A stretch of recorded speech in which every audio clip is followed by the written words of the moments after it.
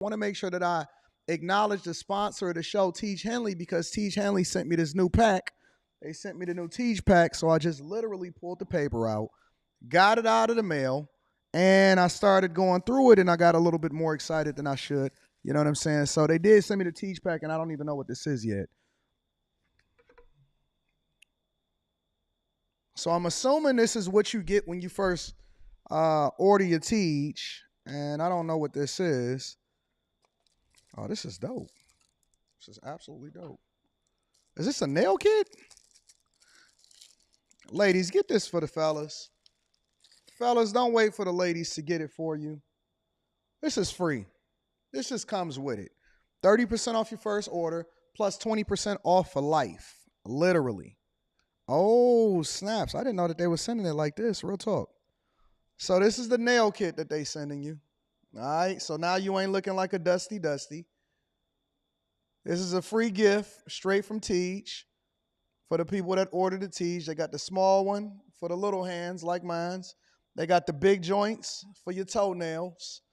And then they got the joints at the bottom too. You know what I'm saying? For y'all that's a little bit more crustier than usual. All right. So that's one of the free gifts that Tiege got inside of the pack.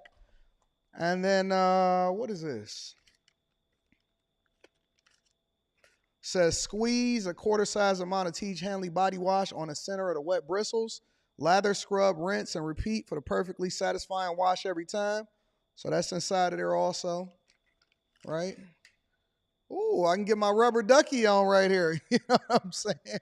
So shout out to Tiege for sending me that uncomplicated skincare for men. And then what we got in here? We got the actual Tiege pack, right? So this is the normal Tiege pack.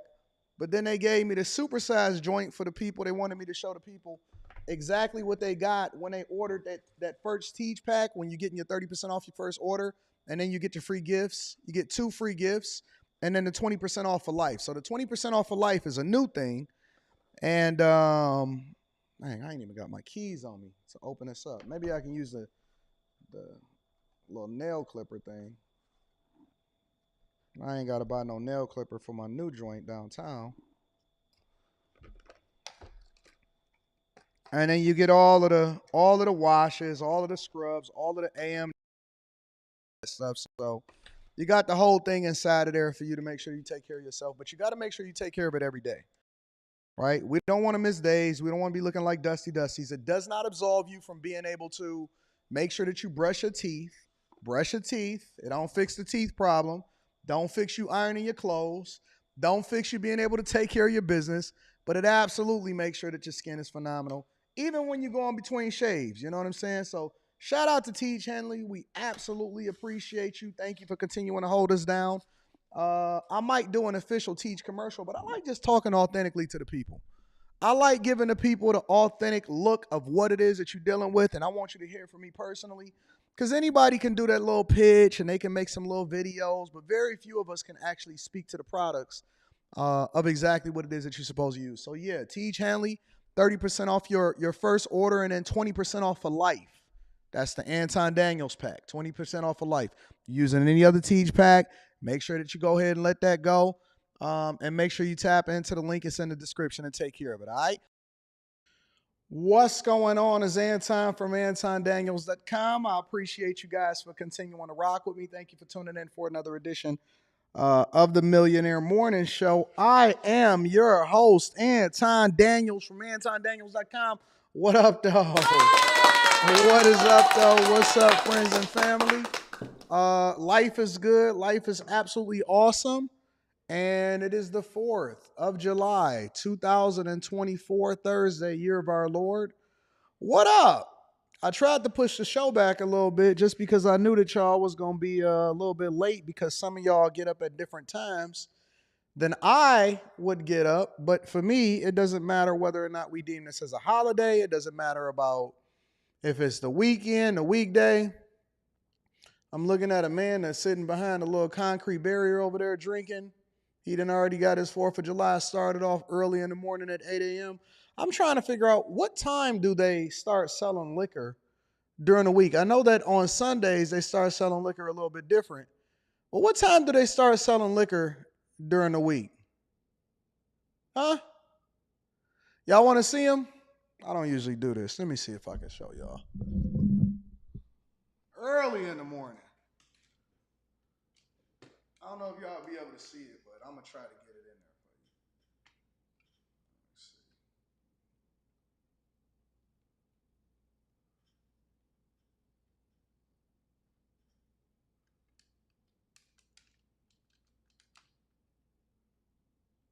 I don't know if I could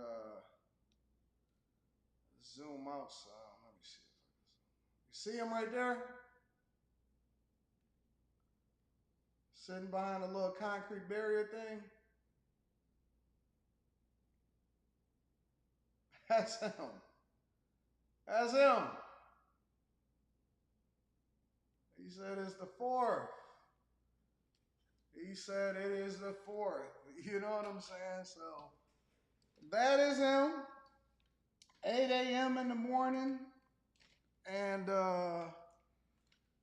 he said we're going to go ahead and get it in early. Look, I done already messed up my camera and everything, trying to show y'all what's happening in these streets. Let me adjust my stuff back.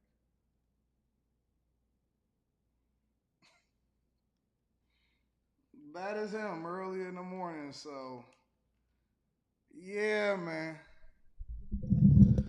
Yeah. No, it's different. It's a different dude, but you know, such is life. We getting it in. Uh, I had to show I had to show y'all what I was looking at. I'm like, man, he just put out a lawn chair. He's sitting behind a little concrete barrier.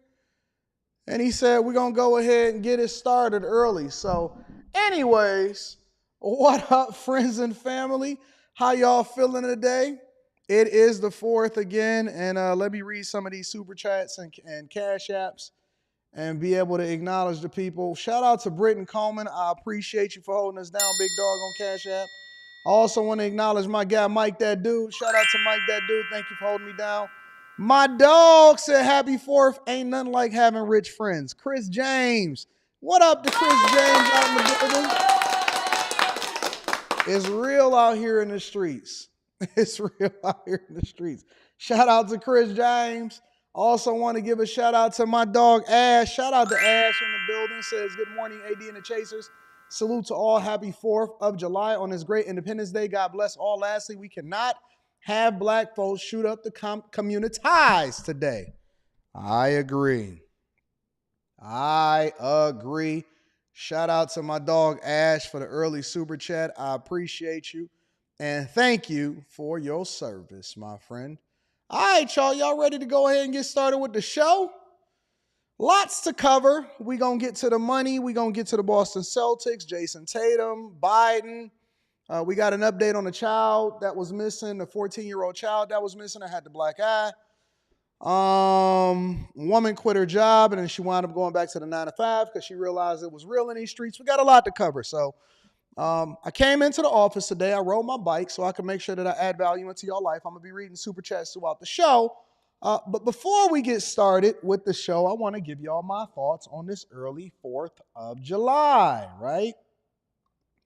And as I ride my bike early in the morning, and the only people that I see early in the morning is getting up and getting out and getting it, are usually the workers that's like cleaning the streets and stuff. And I did a little vlog. I like to vlog in the morning or give my thoughts in the morning before I get into the office. And I usually drop that on the Anton Daniels channel recently. It's been a very therapeutic thing for me to get my thoughts off and then drop that off. But I'm going to give you my thoughts early this morning. And one thing that people, even in my family, have always tried to do is convince me to be more normal or be more like them or take time off, take vacations. Hey, Anton, why don't you go on a cruise? Take holidays off.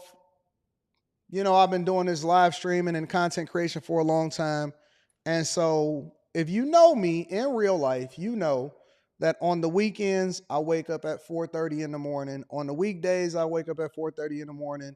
On my birthday, I wake up at 4:30 in the morning. Holidays, I wake up at 4:30 in the morning. Christmas, I wake up at 4:30 in the morning. New Year's, I wake up at 4:30 in the morning. And I look at every day the same. Every day the same. When everybody else is like, yo, it's a Monday, oh, I'm dragging, I just came back from the club or I just caught a flight. I'm like, man, it's Monday. It's time to go and get that bag. When everybody else is saying, oh my God, man, I can't believe it. They made me stay over for overtime when we was working in the plant. I was the first to volunteer for overtime. That's just, honest to God, that's just who I am. I've always been a dude that seen opportunity where everybody else seen the rest. Where everybody else thought that there was a big thing where they're going to pay me triple time in order to work on the holidays. I was the first person to sign up for triple time in the plant working on the holidays because I knew that's where the bag was going to come. But more important than the bag, because I think a lot of people have it misconstrued and they think that the bag means that you often at times forego something else. I just believe that it means that I'm being incredibly productive. When everybody else was going out to party, I was in the basement and I was working on my applications. When everybody else was going out to the show, I was going into the lab and making sure that I was creating my content. Now, 5, 6, 7, 8, 9, 10 years later, they like, man, yeah, you was really dedicated. You was really putting your grind in. You was really hustling. I wish I would have been as dedicated as you was when we was out partying. You decided to go into the lab and was working on your craft. You really believed in this content creation thing, man. You really believed in your business. You really was dedicated to this real estate thing. You really was studying and focusing and reading books and really, really dedicating yourself to understanding the markets. Man, when we was out doing this, we was doing that, you was 10 toes down in it. I got the same mentality that I had when I was 20. It's just that I'm a little bit more insightful and I know how to use the wisdom that I've gained in order to continue to implement it. And I also believe that they know you by your fruit. So when I see people say stuff like, oh man, you only care about the money or this and that, or you only care about capitalism, that's broke talk to me. Because being successful has nothing to do with whether or not you care about this. It has everything to do with a series of events and whether or not you made the right decisions in your life. You decided to spend, I decided to invest. Now I can spend whatever it is that I want, and you trying to figure out how the fuck you can make the difference. I don't care about none of that stuff. You know what I'm saying? Like, I'm not worried. I've never been worried. If I was ever worried about what everybody else thought about how it is that I live my life and what it is that I use in order to continue to get to be successful, then I wouldn't be successful. Because then people that's always focused on what everybody else want them to do, they move based off of the whims and the woes of other people. And so they easily influence. I like to call that peer pressure. They peer pressured into doing what everybody else doing. Hey man, we about to go out to the show. All right, y'all, holla at y'all. Then they come back. Oh man, we about to go take this trip. But y'all ain't even got no money like that. Why y'all want to go on a trip and y'all can't even do what y'all want to do? I mean, at least we gonna be there. Okay. And then they all come back broke, and then they wind up was fighting. Man, I should have stayed home with you. I follow my instincts. I follow who I think makes the most sense, and that's God. That's all I care about. When people try to tell me what I am or what I'm not, I always lean back into what's great about me. And one thing I've learned about myself is what makes me happy is not the same thing that makes everybody else happy. What makes me happy is the grind. I love working.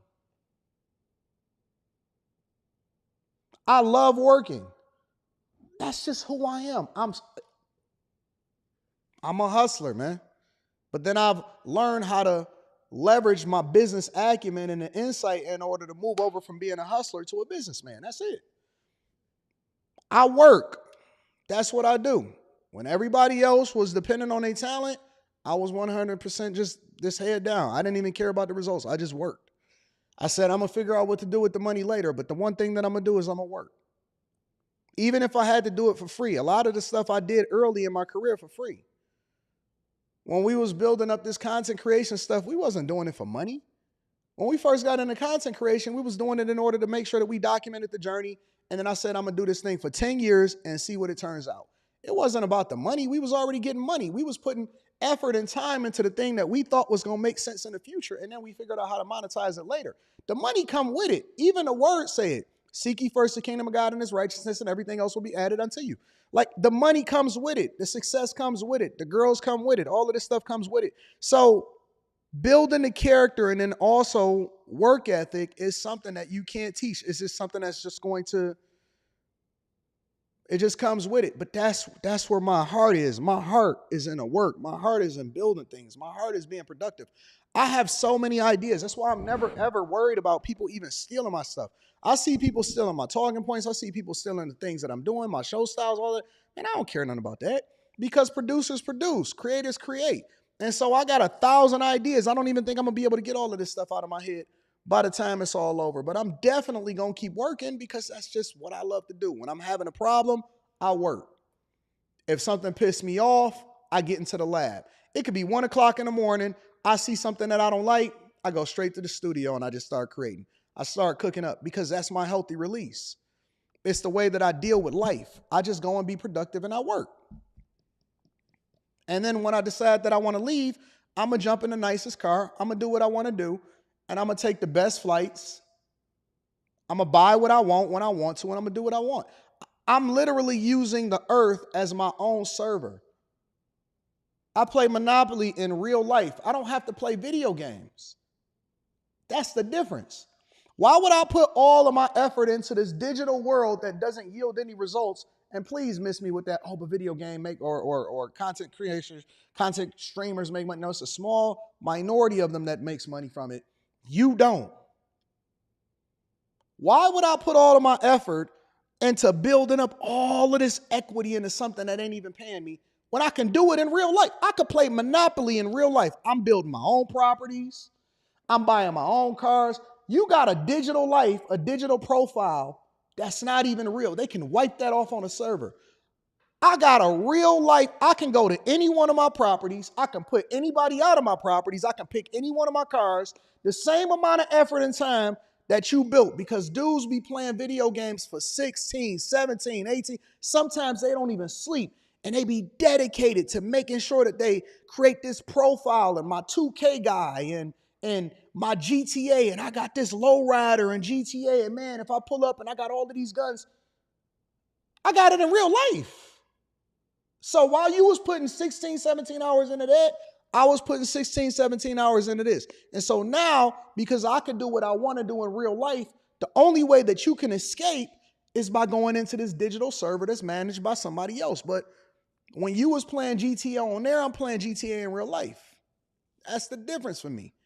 I want it real. I want it tangible. I want to be able to go where I want to go. I don't want to have to depend on the internet connection in order for me to escape reality.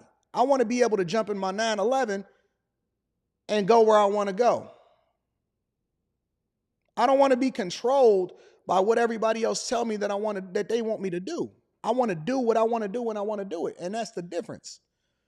And so I'm not knocking what everybody else is doing. I just know that I'm restless when it comes to being productive. That's my gift. That's my gift. I grind, I hustle, I push, and I'm relentless in my pursuit of success, whatever that is. And I'll figure it out along the way. But the one thing that I'm always going to do is have the option to do what I want to do, and you're going to be subjected to what everybody else tells you to do. It's so much money out here, so much opportunity. And it's so funny because I see people say stuff like, oh man, money don't matter. Yet they be the very ones fighting for reparations. Oh man, the bag don't matter. That don't even mean anything. That's an excuse. When I see people acting like money ain't a big deal, no, money is not something that you need to love, but it's something that you can absolutely leverage as a tool. Oh man, I don't care about no fast car. Bullshit. Shut the fuck up. You lying. If you can get your dream car, you would. If you can get your dream girl, you would. If you can live in your dream location and travel how you want to, you would. If you can fly how you want it to fly, you would. You can't, so then you demonize it because you want people to feel bad, and then you want some people to join in on your misery, but we not participating. I'm not doing that. I'm not participating in your duress. I'm not doing that. I don't care. That's just how I live my life. People want me to respond to something that somebody said about me online. I don't do that. Not to somebody that I know in real life. If I need to get in contact with somebody or if I got an issue with somebody, then I'll just call them. I know them in real life. I broke bread with them in real life. I'm not about to down somebody else and prevent them from being able to get their bag and secure their bag. I don't care what a rumor is or what the perspective is. I'm chilling. I love life. And if I ever wanted to reach out to somebody and have a conversation with them, real ones, just do that. I'm not about to sit here and go off of a rumor in order to try to prove stuff to the internet to get my stuff off. For what? I got employees. I got a great life. Got a great wife. Got people that love me and support me. Got a great team around me. People that's always running it up. Life is good. I wish everybody success. And I stand on what I stand on. I'm a real one. I'm not about to sit here and throw somebody under the bus for the internet. For who? For people I ain't never met before? I know them in real life. I don't know you in real life. So why would I ever do something like that to somebody who I've broken bread with in real life? I'm not doing that. I don't respond to people. I don't respond to rumors. I don't even watch rumors from people. Like if somebody tell me that something somebody said about me, oh man, if it's somebody I know in real life, I don't do that. I can call them if that's what I feel like doing. Why would I do that? Why would I do that? To prove it to who? To prove it to people that don't even know me, that don't even like me? I want people to be successful, man. With me or without me, whether we rock out or whether we don't, or whether we've outgrown each other or outgrown a situation, I want them to win, man. I ain't trying to tear nobody else down. I ain't trying to prevent nobody else from getting the bag. I want everybody to win that I've known in real life, that I've actually broken bread with, and that I've met their mother and I've met their sister and I met their brother. I ain't never gonna tear nobody down that I know and that I actually have their phone number that I can call. For who? For some internet clout?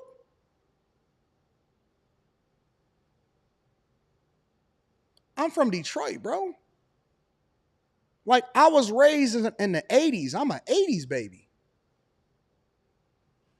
I don't say nothing negative about people that I know in real life that I can call, that I've actually broken bread with in real life that I can call. I ain't doing that.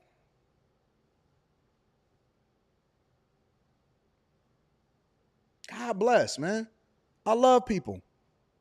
And let me say this to everybody else, to other people that didn't catch it.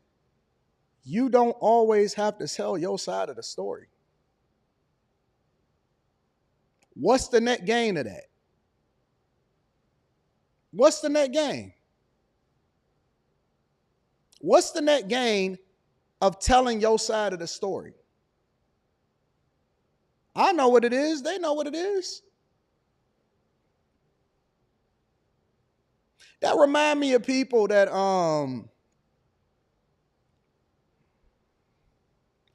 it don't even matter. The point is that God is good, man. God is good. Life is good. I love people. I want people to win that I know in real life.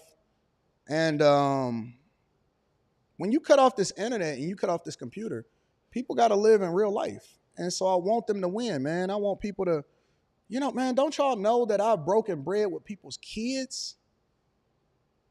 Been to their mama house, man. I ain't never gonna disrespect a dude that I've been to his mother's house. That I've been to somebody's mother's house for the internet? I'm not doing that, bro. I'm never gonna do that. Ever. And to be clear, I have no problem with people whatsoever. I genuinely want people to be successful and to be great. And if I ever had a problem with somebody, which I don't, then I can call them. I can pick up the phone and call them and say, what it do, big dog? That's how I live my life, man. That's the word. Now, all of the rest of these internet niggas, you know what I'm saying? For the Dr. Umars and stuff, for the dudes that I don't even give a fuck about, I ain't never met in real life, that's a whole nother conversation. But if I broke bread with your son, or if I broke bread with your mother, or I sat in your crib, I ain't never gonna say nothing negative about a person like that. I don't care what the fuck happened. It's brothers for life on my end. It's always gonna be bros for life. And that's how I move, bro. Anyways, but I love y'all. I appreciate y'all. Let's go ahead and get into the show. I just wanted to give y'all my thoughts on the 4th of July. and try to give y'all a little bit of insight into who I am. I know that we all different. We all look at life a little bit differently, but hopefully you can get something good out of what we're doing over here in the streets, and we can run it up. Let me read some of these super chats, and then we're going to continue on with the show. Shout out to my dog, Mr. Terrell, and B. Ever says, top of the morning, AD, up early making this triple tap. See what I'm saying? See what I'm saying? Let me give you that one. And tuned into the show. Let's run it up. When everybody else is asleep, I'm going to make sure that I'll be putting on for y'all so that y'all can get this money. And I'm entertaining y'all. Shout out to my dog, Ray Sean. Ray Sean showed me some numbers yesterday. I was so proud of Ray Sean. I was so proud of Ray Sean because we was on a coaching call. One of my most successful students. I love you, bro. Facts, no days off. Ray Sean, I think you're going to be over in Houston, big dog. I'll see you there. Shout out to you. Will Getting To It says, all these people that say money don't matter be the ones playing the lottery every day and making an excuse and dreaming. And they be dreaming, man, if I ever win the lottery, this is what I would do. Man, get on out of here with that. You know what I'm saying? Don't be talking to me about what you would do. Let's get it. Les says, good morning. I'm on this truck. No days off. You motivate me. Much love. And we're going to make sure that our kids can benefit off of the things that we did today. Alvin S. says, happy Independence Day. AD, you're preaching real good. I don't even look at it as preaching, bro. I just give my thoughts. I just authentically give my thoughts. You know what I'm saying? Anyways, make sure y'all hit a like for the algorithm, subscribe to the channel, and turn on your notifications. Let's run it up, y'all. Quick hits, man. Quick hits is a segment of the show that we don't necessarily think that we got to break down or go into all of the different things in the individual segments, but we definitely want to keep y'all informed on what's happening throughout these streets, man. Let's get into quick hits, y'all.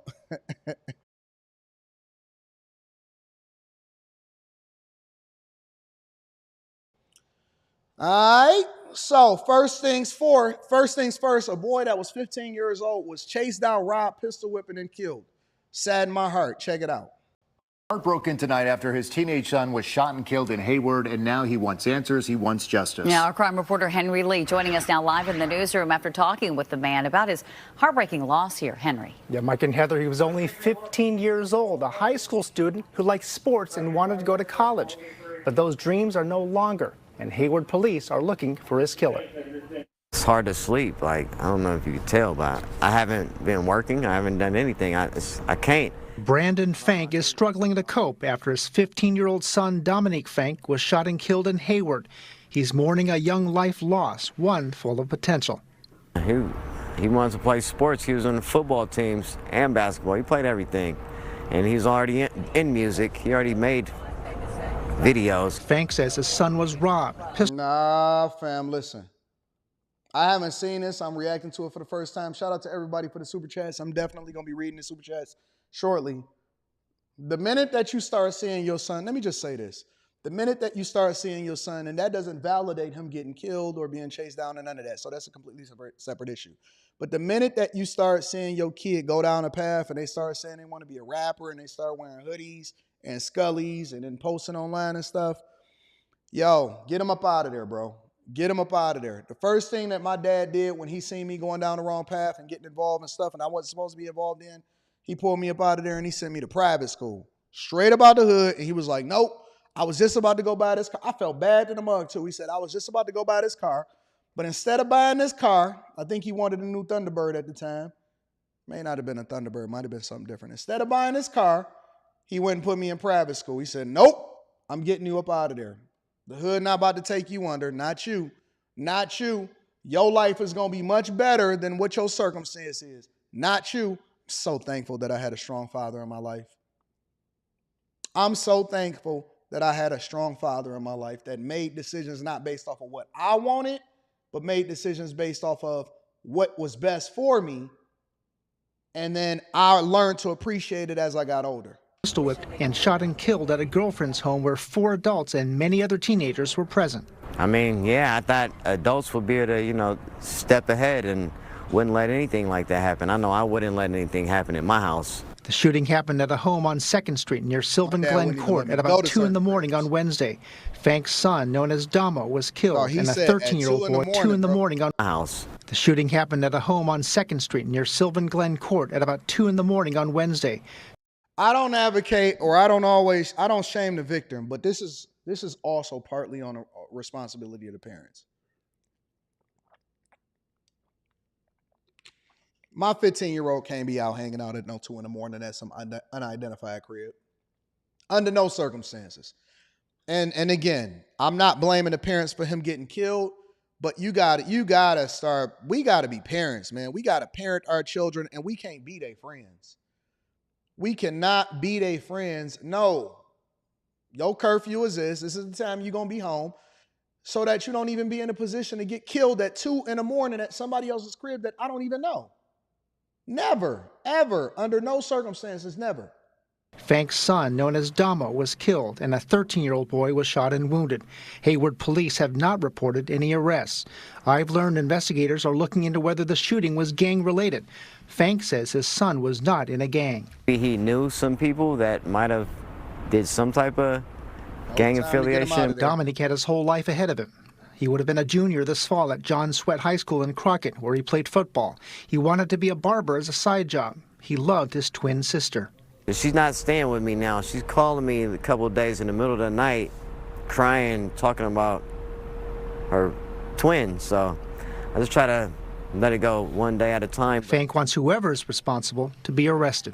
Hopefully they have justice. I mean, that's what I want.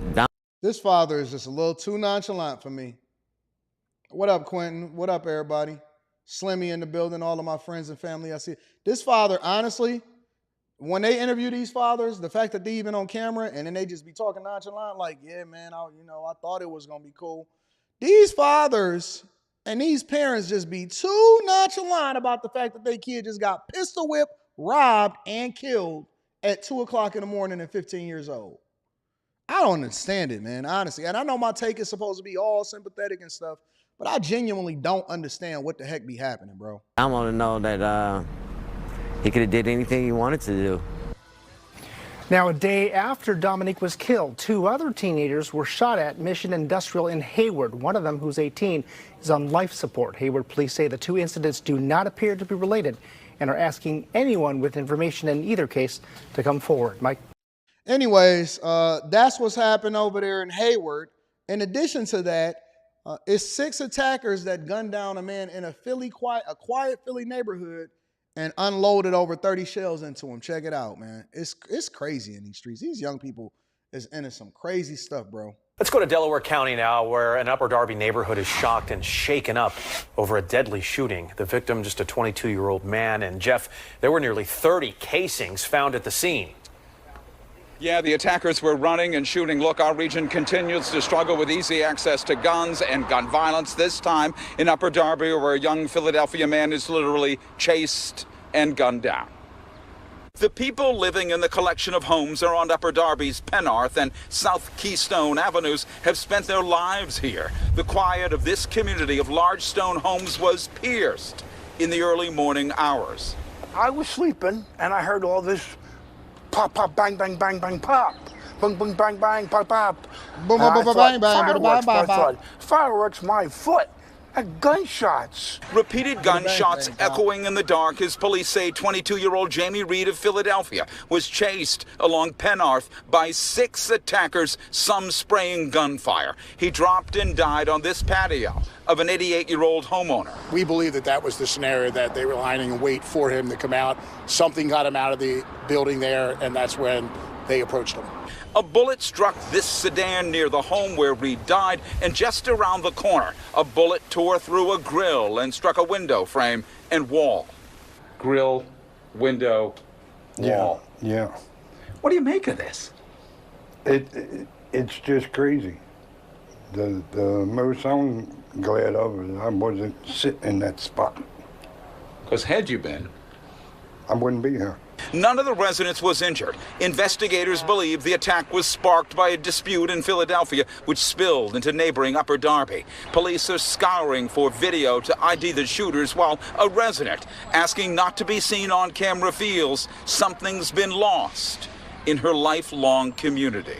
And we have, the mischief, the eggs, the flat tires and things. Ooh, look at them ankles.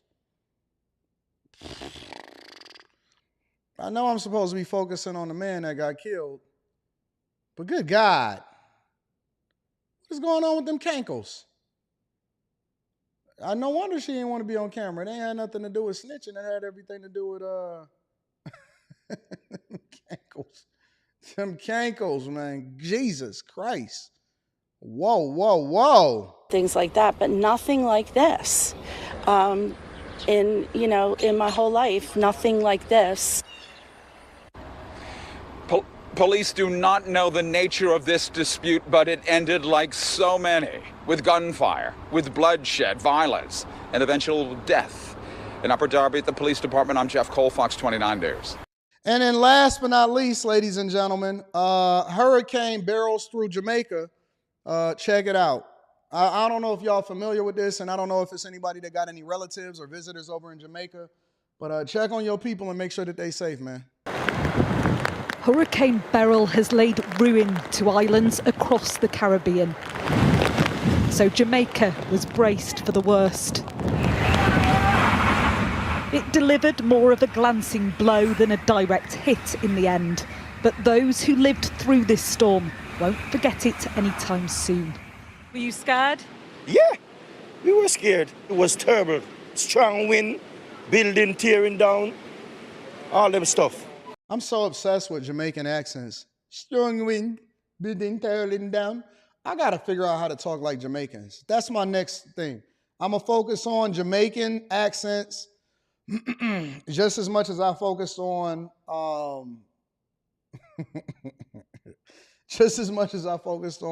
Brandon Johnson and Eric Adams and stuff like that. We're still alive. Nobody no get no hurt. That is the greatest. Are you worried that more storms might be on their way? Yes, because this is the earliest storm we ever get. We never look for a storm so early. But as them say, God works, so we can't do nothing. People battled to return to their homes and assess the damage. The wind may have subsided, but water proved a more stubborn foe. Some were left in no man's land, as others worked together to repair the damage. They've had these storms before, but in September, never in July. What was worse, the wind or the water? The wind. The wind. Water all right, but the wind, wicked. Are you worried about the fact that this happened so early in the season? Yes, and so quick. Very quick. Will you get help from the government to repair? Well, I'm not sure about that still. I feel like the people around here have to go do their own thing. Much of the island was left without power, and petrol stations remain shut. At Jamaica's international airport, the main terminal is now without much of its roof. Jamaica may have escaped. Is that the main airport over in Jamaica? The very worst of Hurricane Beryl, but the cost of repairing and rebuilding these communities will be significant, and the people here know that worse storms may well be on their way. Grace, mercy and forgiveness is a... Anyways, that's what's going on over in Jamaica. Pray for your people over there in Jamaica. If you got some over there, I was hearing about some people over in New York that was stuck in Jamaica in a hotel while this whole hurricane thing was going on. So be very, very careful, and be careful when you travel. Check the weather when y'all travel too. A lot of people be traveling to places and they don't check the upcoming weather. They're not trying to understand whether or not it's going to be hurricane season or anything like that. But ladies and gentlemen, that's your quick hits.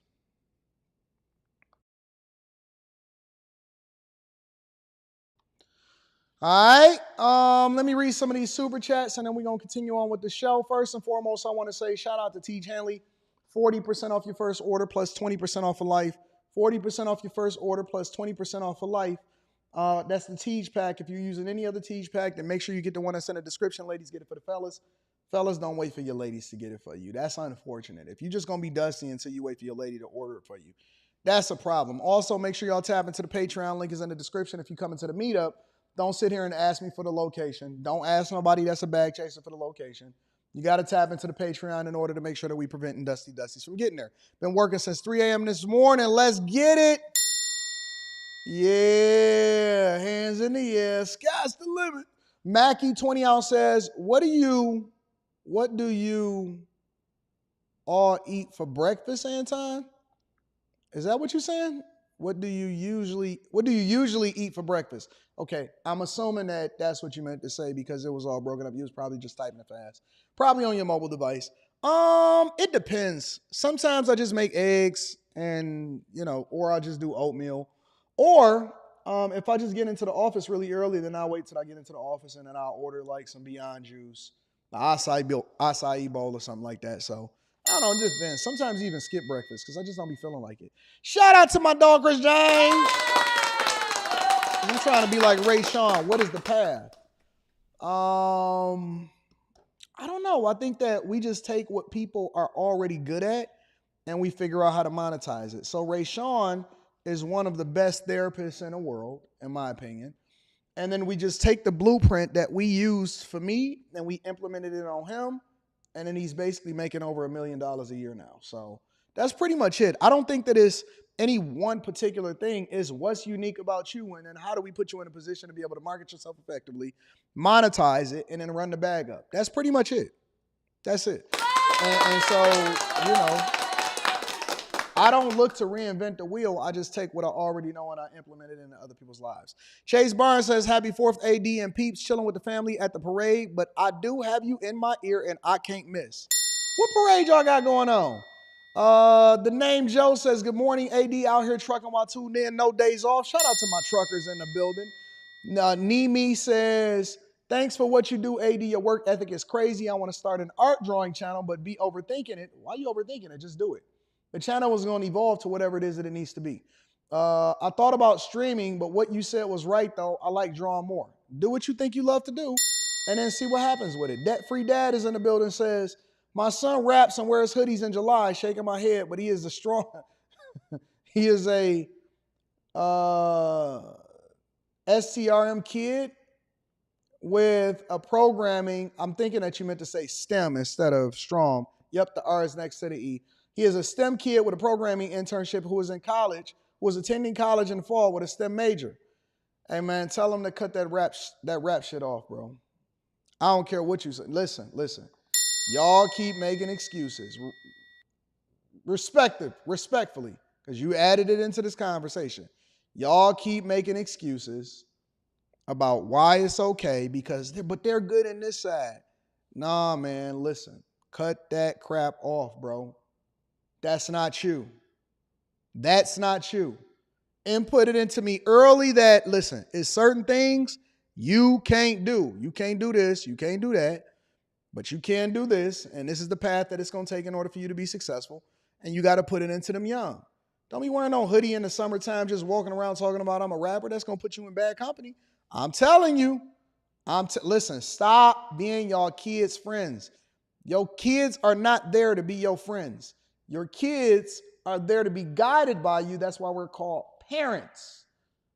Respectfully. And I think that it's phenomenal that he is in a STEM, that he's in a college and all of that. But listen, man, I'm not here to make you feel good. I'm here to reward you for good behavior and at the same time guide you to what it is that you need to be doing. Cut that shit out, bro. And you might have to hit them with something different. Hey, listen, man. I know dudes that make way more money in STEM and getting the money and getting to the bag in corporate America, and then they was able to parlay that in opening up their own company than any one of these rappers. Now that's the truth. It's dudes that make way more money and got bigger bags. All of the people that was over in Monaco for the Grand Prix, they wasn't rappers. They finance rappers though. So I just think that y'all gotta start giving these people a reality check. All right, so let's continue to get into the show. First thing before we get into the whole Jason Tatum conversation is I did a quick hits on this the other day. I don't even think it was a quick hits. It was an entire segment to it. I did an entire segment on this the other day, and it was of a former Indianapolis Colts player whose son was being reported as under duress because the grandmother basically was saying, hey, man, I don't think that he's safe. And he was showing up with black eyes and stuff. So I wanted to come back to y'all once I got an update on it because some stuff I like to stay in tune with in order to make sure that we having the right kind of conversations. I wanted to give you guys an update of what's happening with this young boy. Check it out. They found him safe, like I said that they would. And I believed that they were hiding the boy because they wanted his wounds to heal, and it started becoming a national story about the boy itself. But they was basically hiding the boy. and it was a silver alert out for the kid because they wanted to make sure that nothing had happened to the kid. And they wasn't cooperating with the police. If the child was missing, then actually every parent will be cooperating with the police. But as a result, I knew that the reason that they wasn't cooperating with the police is because either nothing had happened to the boy or they didn't want to put themselves in a situation where they was going to get arrested. Well, they was arrested anyway. Check it out. Good afternoon, everyone. We begin 13 News at noon with breaking news. A missing 14-year-old boy and the son of former Colts player Daniel Muir has been found safe this morning by Indiana State Police in Logansport. Bryson's parents, Kristen and Daniel Muir, now both arrested. Kristen faces a preliminary charge of obstruction of justice. Daniel faces preliminary charges of obstruction of justice and domestic battery. Right now, our Rich Nye is in Logansport. What is obstruction of justice? I'm one of those people that I'm not just going to assume.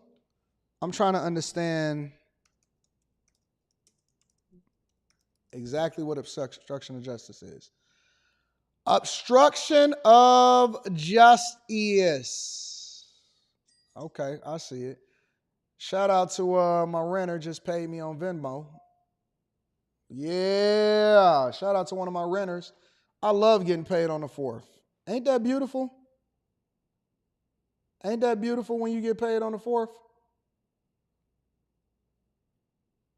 I love getting paid on the 4th. Ain't it beautiful? See, this is what the bag is about. See that? I don't know. See that? See that? Getting paid on the 4th. Shout out to all of the renters that's paying their rent, making sure that they paying their rent before they go and celebrate on the holidays. Let me give them a round of applause. That's the true definition of passive income, ladies and gentlemen. Passive income is people paying their rent on time, before the 10 days. I love it. That's the true definition of passive income. That's why I show you all the receipts. I hear that ching. I said, whoo, my heart started fluttering. Anyways, obstruction of justice. Sorry, y'all, I'll be getting distracted. I get distracted sometimes, so you got to give me a little bit of grace. Obstruction of justice. All right, we're going to break this down. Because I need to know what they charging them with. Obstruction of justice is... Oh, that's in Michigan. Well, I guess it's the same no matter what. According to the Michigan Penal Code, obstructing, assaulting, wounding, or endangering a police officer, judge, parole officer, prosecutor, court employee, medical examiner, or another person involved in a criminal justice process is a serious felony offense. I don't understand that. So if it's only in relation to people that are basically public servants or parole officers or certain employees that participate in the Justice Department, how are they being charged with obstruction of justice? I don't understand that. Examples of obstruction of justice: giving false identification to a law enforcement officer, impersonating a law enforcement officer, refusing aid to a law enforcement officer when requested, giving false evidence, hiding or concealing oneself, and refusing to give evidence, tampering with. Okay, so this is broad.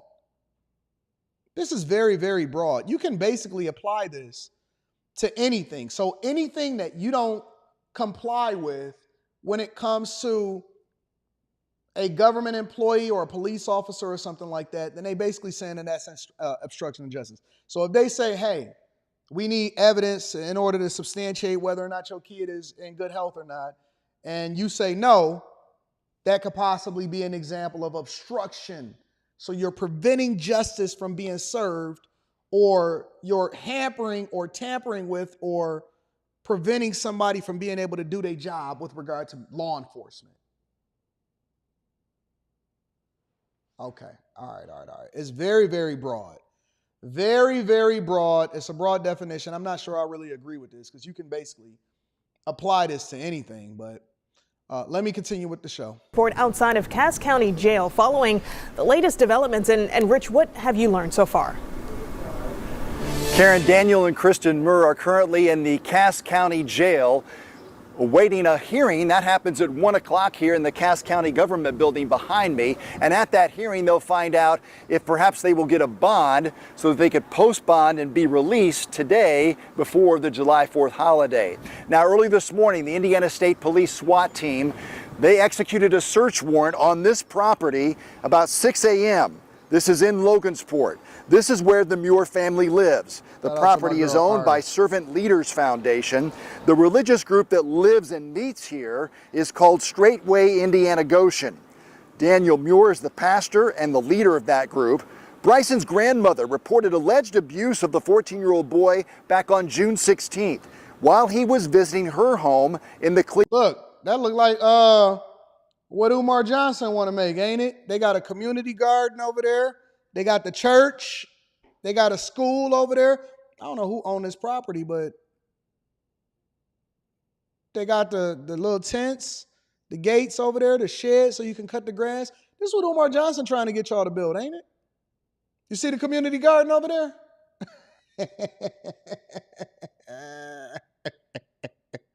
Oh, man. Cleveland, Ohio area.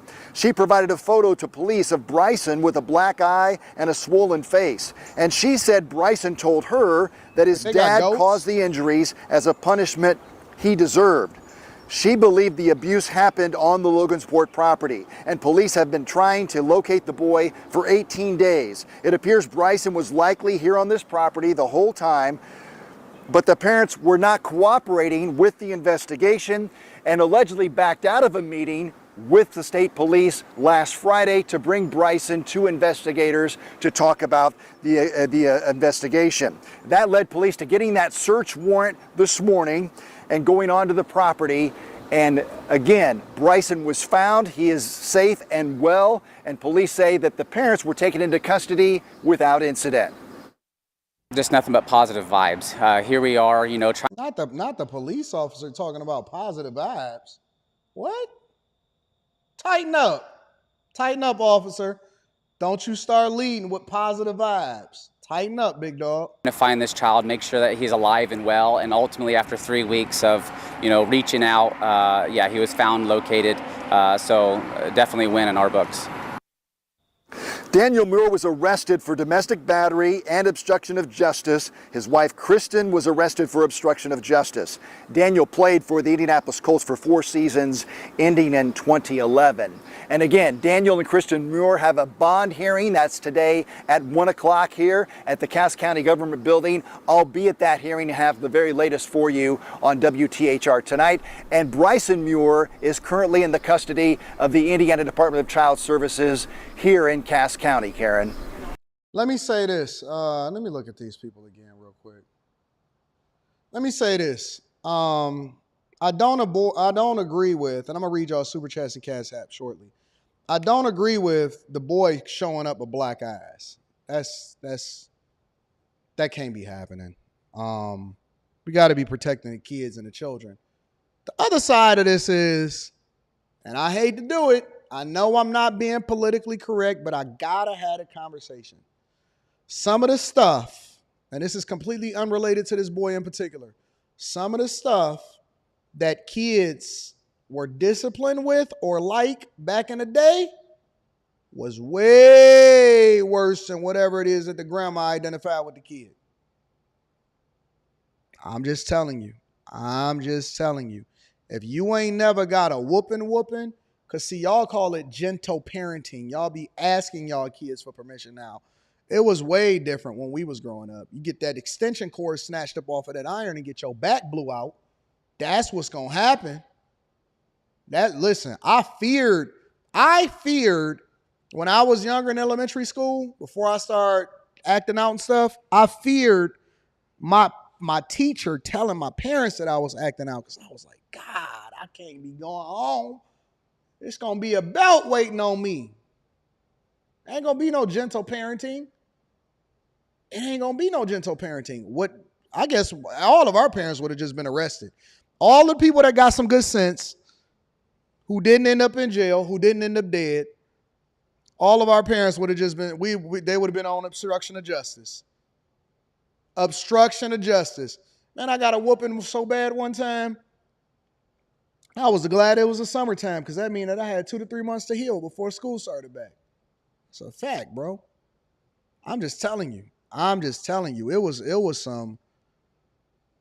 some days, boy. You see, that's when the teachers was able to teach back then because they was like, let me call. Oh no, don't you do it. No, Miss Brunner. That's what my second grade teacher named Miss Brunner. I sorry. I sorry. I lost my minds for 1 second. But I's better now. I's better now. I don't need a pink slip. Hampton Elementary School. I don't need a pink slip. I sorry, Miss Brunner. It was a simple. You call a teacher by their first name by mistake. I sorry. Woo! Ain't nobody trying to go home after you tell disrespectful teacher by calling her by her first name. Now the kids don't care. I get my mom on you. It wasn't like that back in the day. The teacher was an extension of the parents, and if the teacher had to go and contact the parents, it's gonna be a long day. It's gonna be a long day. Act out if you want to. I'm sorry. It was different back then, but I don't know. I guess the children they got a whole other thing that they got going on. Legacy Builder says, good morning, AD and the Bag Chaser. And shout out to my hubs, Lance from Hazley Street. Shout out to Lance. Happy birthday, big dog. Yo, what up? Shout out to Lance getting it in. Happy birthday, big dog. Jewel Alchemy Soap Company, LLC says, happy 4th, Anton and fam. Enjoy the day, and may the wings of liberty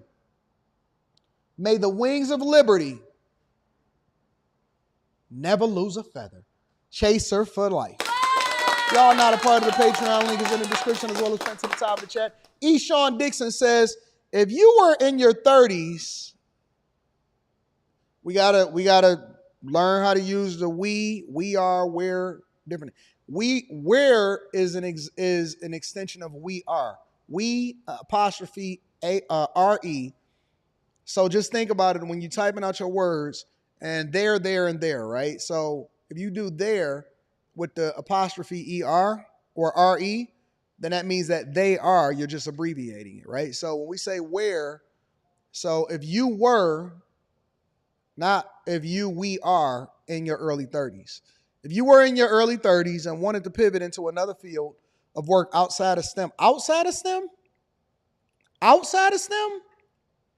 finance, that's it. That's all I can really think of right off the top of my healthcare is STEM, but healthcare not related to technology, right? But those are the only 2 fields that I would think of. Something finance related or something healthcare related outside of the technical aspect of it. But those are the only things that I would pivot to outside of STEM. Other than that, it's software engineering, cloud infrastructure, stuff like that. You know what I'm saying? Shout out to Eshawn Dixon. I appreciate y'all. Ash is in the building, says, 80, this is exactly why people are being questioned who are being questioned by law enforcement should never speak without a lawyer. You have the right to remain silent. That's correct. Especially if you're a person of interest or implicated in a criminal act. Dumb. Shut your mouth. Shut your mouth. Hush your mouth. Shout out to Turquoise Jeep. We love Turquoise Jeep. We used to listen to Turquoise Jeep all the time. Shout out to Ari. Ari says, for your hard work and thanks for your wisdom. Shout out to Ari. I love my people. Ari. What up? All right, let's continue on with the show. What do we got next? Oh, okay. So now we can really get into the thick of things. Now we can really get into the thick of things. Let me check into the chat, make sure that all of y'all are in here. I ain't no C-level student. No, you're not going to say I'm not a C-level student. My transcript says differently.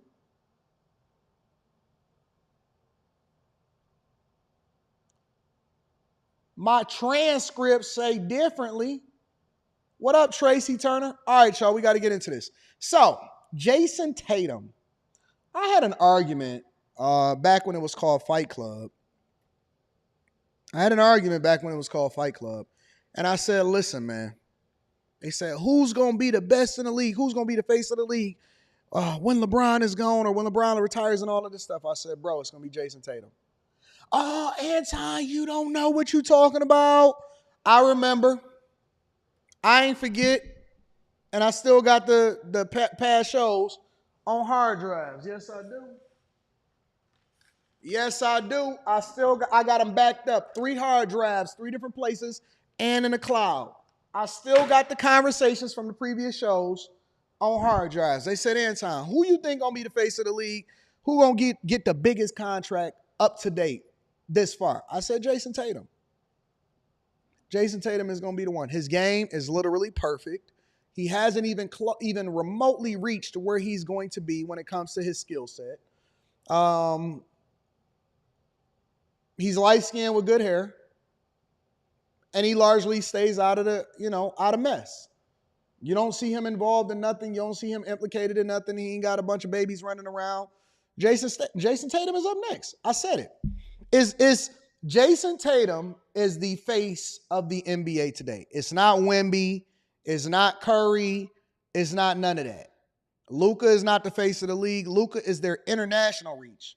They got to have the French players. They got to have the European players. They got to have all of them. Luka is the international reach. When it comes to the American face of the league, it's Jason Tatum. It's Jason Tatum. Light skin, good hair, can hoop, ain't got no awkward shot. That's it. That's all it is. Straight up.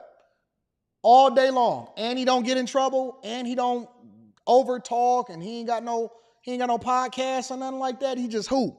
He hoop and he go home. He hoop, he go home. He stay keeping whatever the business that he got to himself, and he don't get involved in none of that. It wasn't Ja Morant. Ja Morant was never going to be the face of the league because he got dreads. Ja Morant was going to get paid. Ja Morant is going to be successful. Ja Morant is going to be the face of Memphis. But it was never going to be Ja Morant ever. Because Ja Morant is going to be the face. Ja Morant was going to be the AI of the league. But AI, as great as he was and as much as we all endeared him, was never going to be the promotion that they needed in order to get the NBA to the next level. Jason Tatum, he checks all the boxes. Ja Morant was too busy riding around in the car with the pistol and all of that stuff. Jason Tatum, he keep to himself. He quiet. He studied under Kobe. He ain't got no crazy braids. He ain't got no locks and none of that type of stuff. He plays for Boston. The Boston Celtics, one of the most storied franchises in league history, where the majority of the people that go to the games are white people. Come on, man, get out of here with that. It was always Jason Tatum's to lose, and he didn't fumble it. He didn't fumble it. Absolutely not. But anyways, Jason Tatum recently signed a 5-year, $314 million Supermax extension. I said, Jesus Christ. Oh my God. Jason Tatum was already on $100 and something million contract. They say that Jason Tatum could quite possibly be the first athlete in the NBA to ever eclipse $1 billion. Who would have ever thought growing up? I thought that Michael Jordan's contract was crazy when I first heard his contract when we was in the 90s. Jordan was the first person that was on 1 year, $30 million deals.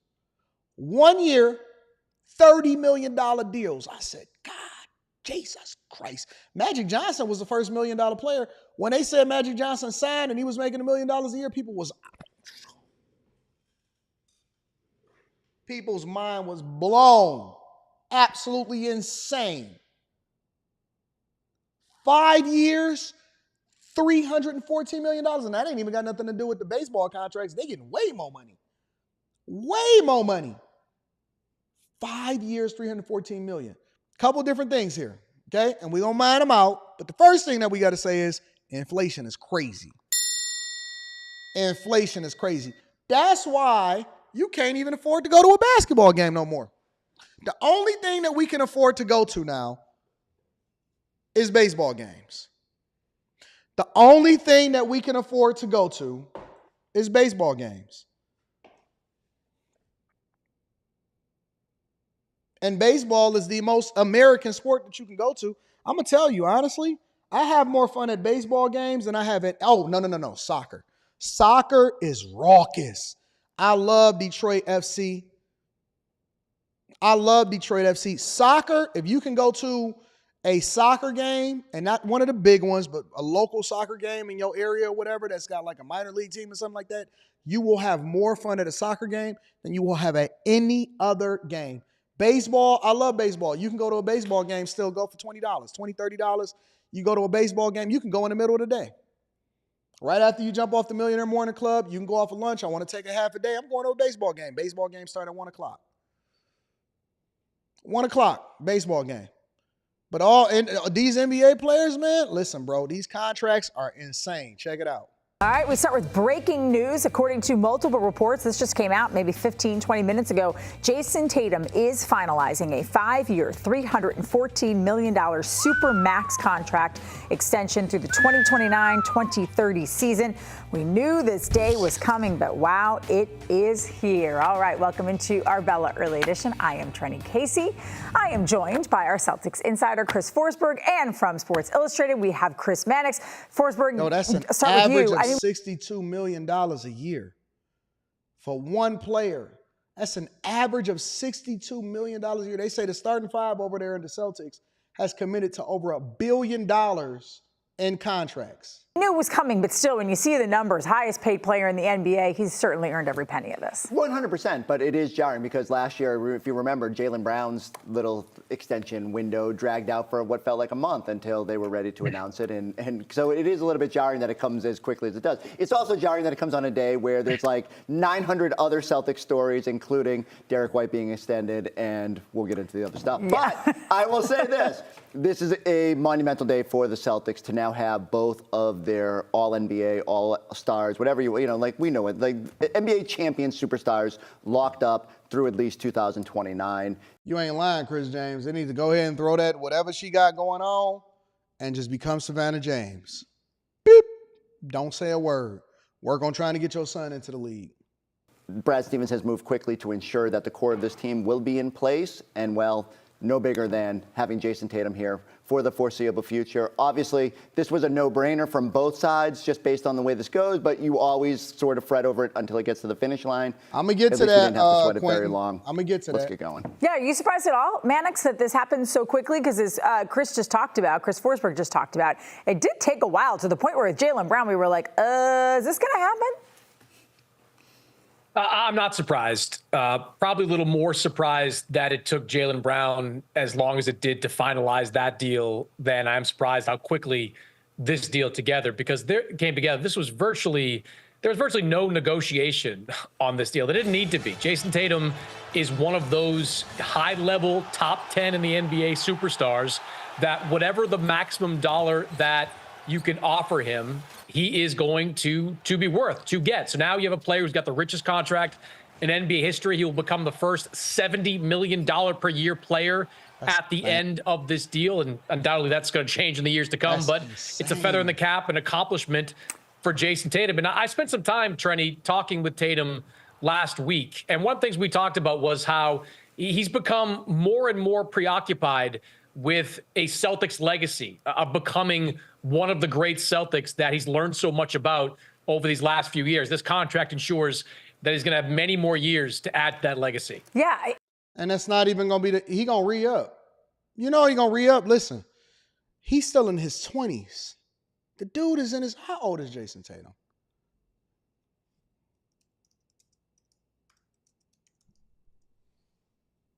This dude is 26 years old. When he's 31, he's going to re-up. In his prime, he going to re-up again, and he probably going to get another maximum contract. He'll probably get another $500 million. Give it up for Jason. I ain't mad at him, bro. Get your bag, bro. Get your bag, big dog.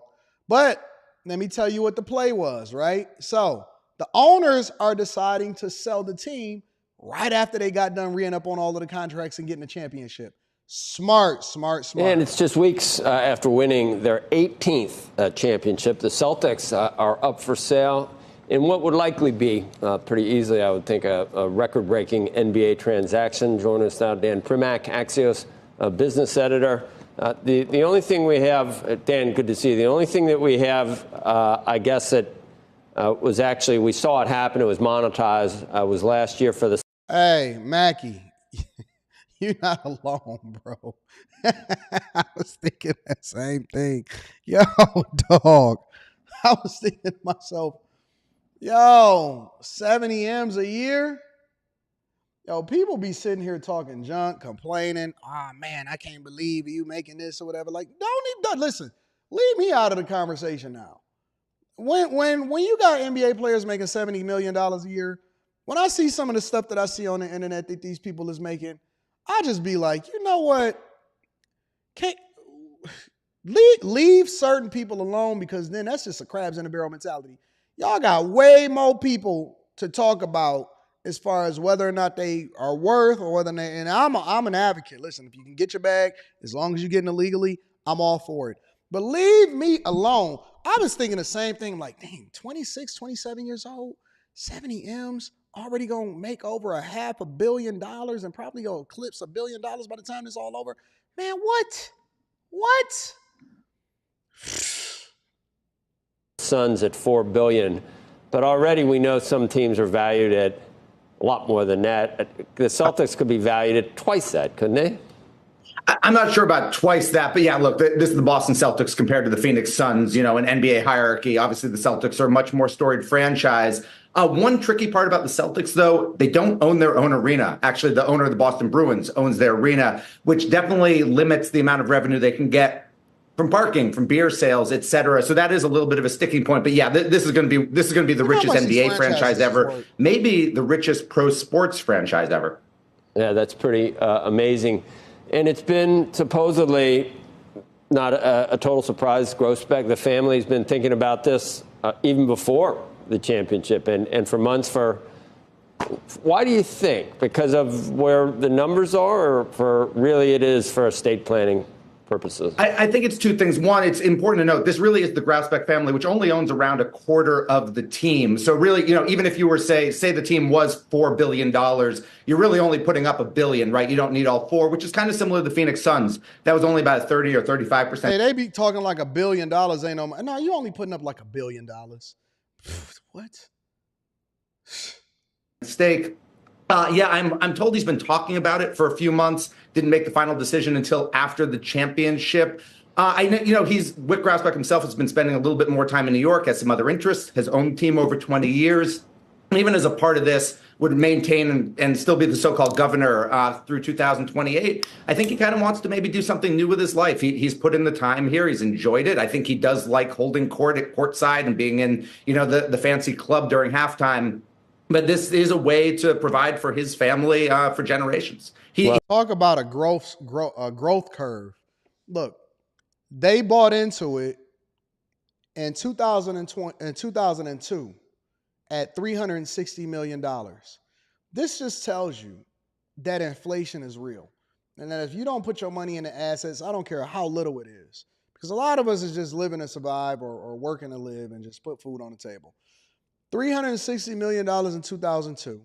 By 2023, 21 years later, 22 years later, because I'm seeing valuations. Actually, let me go over to, I want to go over to Bloomberg. They saying that the valuation is actually probably a little bit closer to $5.5 billion. An appreciation of over $5 billion over a 20-year span is insane, bro. David, good morning to you. Looking forward to this one. What do we need to know about Josh? Josh Friedman was a poor boy, or I wouldn't say poor boy, middle-class upbringing, Boston. Went to Harvard, Harvard College, Harvard Business School, Harvard Law School, top of his class every place, Marshall Scholar, degree from Oxford. And then he went to Goldman Sachs with that kind of pedigree. You're not surprised, perhaps. He then went to a place that wasn't as well known as Goldman, then Drexel. And at Drexel, This just tells you that you ain't got to be a superhuman hooper that's 6'8", 6'9".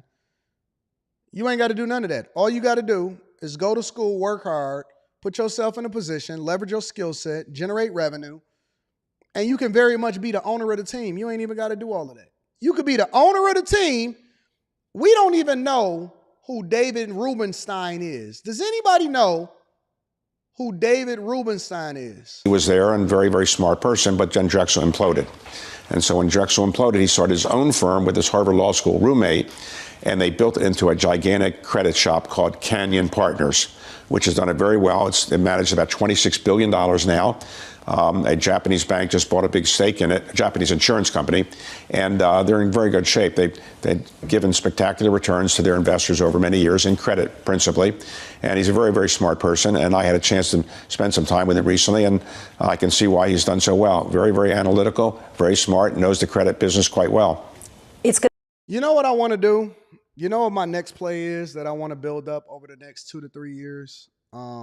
Once I really, really start rolling with this after building this whole real estate, doing all of these build outs from these properties and stuff like that, I want to get into the finance game.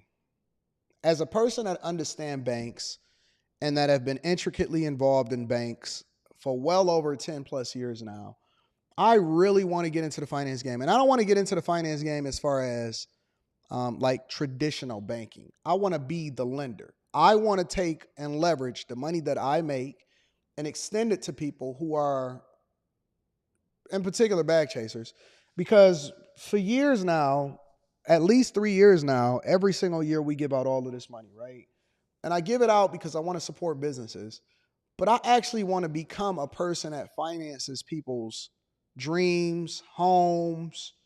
And I don't know what the criteria with that would be as far as what kind of regulations would be associated with it, how we would have to set up the business to classify ourselves.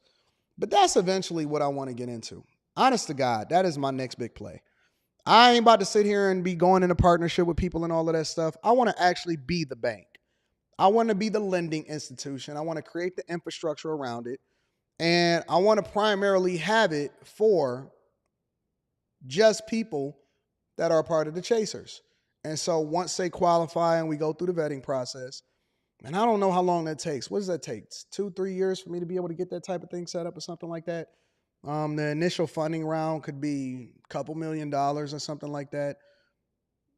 I want to actually fund other people's businesses. I don't want to just only be able to fund my own. I want to fund other people's businesses. And so I want people to be able to pitch the same way that they've been pitching over the last 3 years towards the end of the year where we give out the money. But I don't just want to give out the money. I want to become a partner in people doing it. That's my goal. That's my play. That's my long-term play, is create a venture capital company where I'm not raising money, but I put up my own money in order to finance everybody else's ideas. I don't know.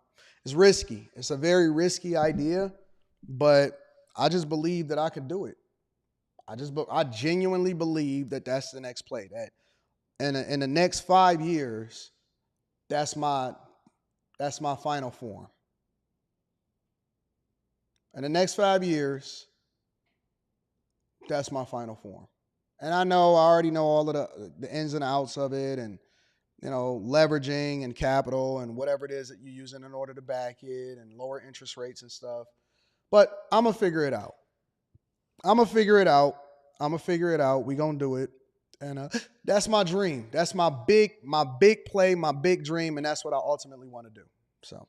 It's going to be wonderful to watch. I will be watching, and I can't wait to see it. I'm going to shamelessly switch the topic just slightly, because we've been talking about the Celtics, and we've been talking about how the value is quite high, and the owners are selling it. We don't have Steve on the show, Steve Pagliuca, to really respond to this, but we wanted to ask you, is it sort of peak valuation? Is it time to sell some of these teams? Well, they've owned that team since 2002, so it's been more than 2 decades, so not surprising to sell after 2 decades. Clearly, they paid a much lower price. I think they paid low mid $300 million for it. Today, I suspect the team is worth $4 to $5 billion, maybe more than that, maybe $5.5 billion. New teams that are going to come into the NBA with no players are probably going to go for $4 to $5 billion. So a team that already has a championship quality team there probably will go more than $5 billion, I guess. So it's going to be a good payday for those investors. There are many investors who went into it. So after 2 decades, I don't think you can fault somebody for willing to sell their team. Well, I guess the Yeah, and that's the thing. We looking at Jason Tatum, but nobody's actually looking at the ownership and how they was able to finesse this and literally make billions of dollars off of it. Nobody is having a conversation. Listen, we so enamored, and the headlines is always going to say, Jason Tatum, $314 million, at one point could be the first person to make over $1 billion inside of the NBA. But we not smart. Like, we're not wise enough to look behind the scenes and say, well, what was the play? Well, the play was to ultimately win a championship, and then they extended all of their players in order to keep the core of the team. They're going to make sure that they get all that TV money. There's deals that's being negotiated as far as getting the TV money and the streaming rights and all of that stuff. And then they sold the team right away. They put the team up for sale right away. That was the play. It's about the exit strategy. It's not just about how much money that the players is making. I don't pay attention to the players. Yeah, that's headline grabbing, eye-popping news and all of that.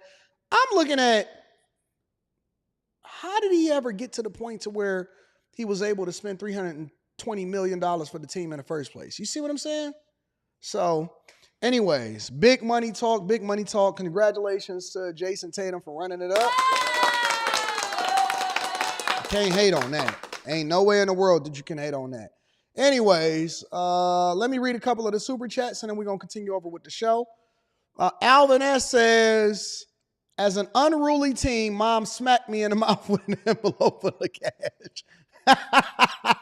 From her paycheck, mom made it rain. Shout out to mom. Says, get up out of your feelings, big dog. Lucid Experience says, Anton Daniels, Boston Celtics have a $4.7 billion net worth. That's dope. And it's just going to keep going up. It's a way to hold in the money. Sister says, good morning. Shout out to Sister. Good morning, Mr. AD. You will be the richest man in Detroit. I know you will get the reference. You know I am. You know I am. Thank you, sis. And you know I'm working on it. I believe it. I genuinely believe it, and that's what I work towards. That's why I work so hard. Scam Likely says, from the time you mentioned to us about reading the book, The Richest Man in Babylon, I read it. I knew you were putting us up on a real game. Thanks, AD. Thank you for supporting the platform, my friend. I appreciate you. All right. Ari says, air fried or fried wings for the meetup. I don't know. I got to talk to Q. Q and Rita is the one that's putting all of this together, Ari. Q is the one that's putting all of this together, Q and Rita. So I got to figure it out. All right. Y'all ready to continue on with the show? Let's get to it. We got some more stuff that we need to discuss. We're going to do a full show today. Let's talk about Biden. We got to go Biden. Then we got to go Kamala Harris. And then I got a review video of a woman that said that she quit her 9-to-5 job to become a full-time content creator. She decided to go back to her full-time job. But before we get into that, let's spend 10 minutes on Biden. Everybody has been speculating for a long time whether or not Biden would actually quit. Everybody been speculating about whether or not Biden is fit to become president of the United States, considering the deterioration of his cognitive functions and him being able to even stand up and communicate a thought clearly. And I think that it's a valid concern, no matter what side of the aisle that you stand on, whether you're a Democrat, whether you're a Republican. I think it's fair after that last debate to question whether or not Biden is going to make it another 4 years inside of the White House. And so as that question has been proliferating in the sphere, Biden had a message for everybody, and he definitively is standing 10 toes down. He said, I ain't going nowhere. Facing doubts from within his party and new polling that shows the president falling further behind former President Trump, today candidate Biden telling his team, no one is pushing me out. The president and vice president held a conference call with campaign staff. Officials say he was direct, saying to aides, let me say this as clearly as I possibly can, as simply and straightforward as I can. I am running. Nearly a week after the debate that the White House labels a bad night, the president called key congressional Democrats, officials here acknowledging the strain. That the last few days have been challenging. With more troubling signs in new polling done after the debate. President Biden now trailing former President Trump by 6 points. 80% of those surveyed said they consider the president too old to run again. You know it's bad when your own base is starting to swing the other way not even because of your policies. Now, I don't necessarily agree with his policies. I don't agree with the majority of what he's done inside of the White House, especially as far as leaving our borders open. But historically, we've always known that most people don't care about the job that you do. They only base it off of either A, identity politics, or B, what side of the aisle you on. Don't matter what the label is, don't matter exactly what job you do. We learned that from the second Bush. He got a second term right after he was destroying the American economy, and then he threw everything into shambles, and then people voted him in again because they were emotional. He said, we got to finish the war against terror. And then they went over there and they ain't find no weapons of mass destruction. You know what they did find? Oil. We looked on a satellite and we can see it's a bunker over there with Saddam Hussein. And even though we're the ones that put him in power, now we can see that he's developed weapons of mass destruction and we got to go over there and stop him. I was looking at the camera like, so we went from 9/11 to weapons of mass destruction. Okay. And then the people got emotional and they voted him in anyway. There's no reason why the second Bush should have got in the first time. He is a lifetime C student in real life. And then he got in a second time. And it's because we played off of people's emotions. And as a result, he made y'all miserable. Because between him and Clinton is the one that manufactured the housing crisis that then extended over into the Bush regime. And then they also manufactured the North American Free Trade Agreement and extended and exodus of our jobs, and we didn't even make nothing in the United States anymore. We just financed everything. And so once that housing implosion and that economy bust, then we got Obama, who was able to come in and with his size 12 shoes on and push in a sassy agenda, and now he a part of the alphabet community. So it's all just generational curses that we just continue to put on the American people. But you know it's bad. You know it's bad when it gets to the point to where regardless of what you do inside of the White House and how many jobs you destroy, good, bad, or indifferent, the only thing that people is paying attention to is whether or not you can communicate a sentence clearly. And he said, nah, man, you too old, big dog. You too old to even destroy the country. You too, because we don't know who run in the White House. Biden allies say the president must counter that perception. President Biden has got to go out there and on a sustained basis show he has the stamina and can do the job. But a second House Democrat, Arizona's Raul Grijalva, has now called on Mr. Biden to drop out. The president's only public event today, a Medal of Honor ceremony in the East Room. Son Hunter Biden in attendance. The president ignored Hunter. Was that Hunter? Ceremony in the East Room. Son Hunter Biden. Was that Cocaine Hunt? Hunter has the biggest head proportion to his body of anybody that is sitting in that crowd right now. And that's because let me get off of Hunt. Because you already listen. If the president forgive Hunter before he even, I ain't even gonna get into Hunter's big head. Biden in attendance. The president ignoring reporters' questions. The White House says the president is The White House says the president is now feeling great after citing a cold on debate night. The president told donors Tuesday evening that he had jet lag too, though the debate was 12 days after his return from Europe. The president said that this is not an excuse, but an explanation.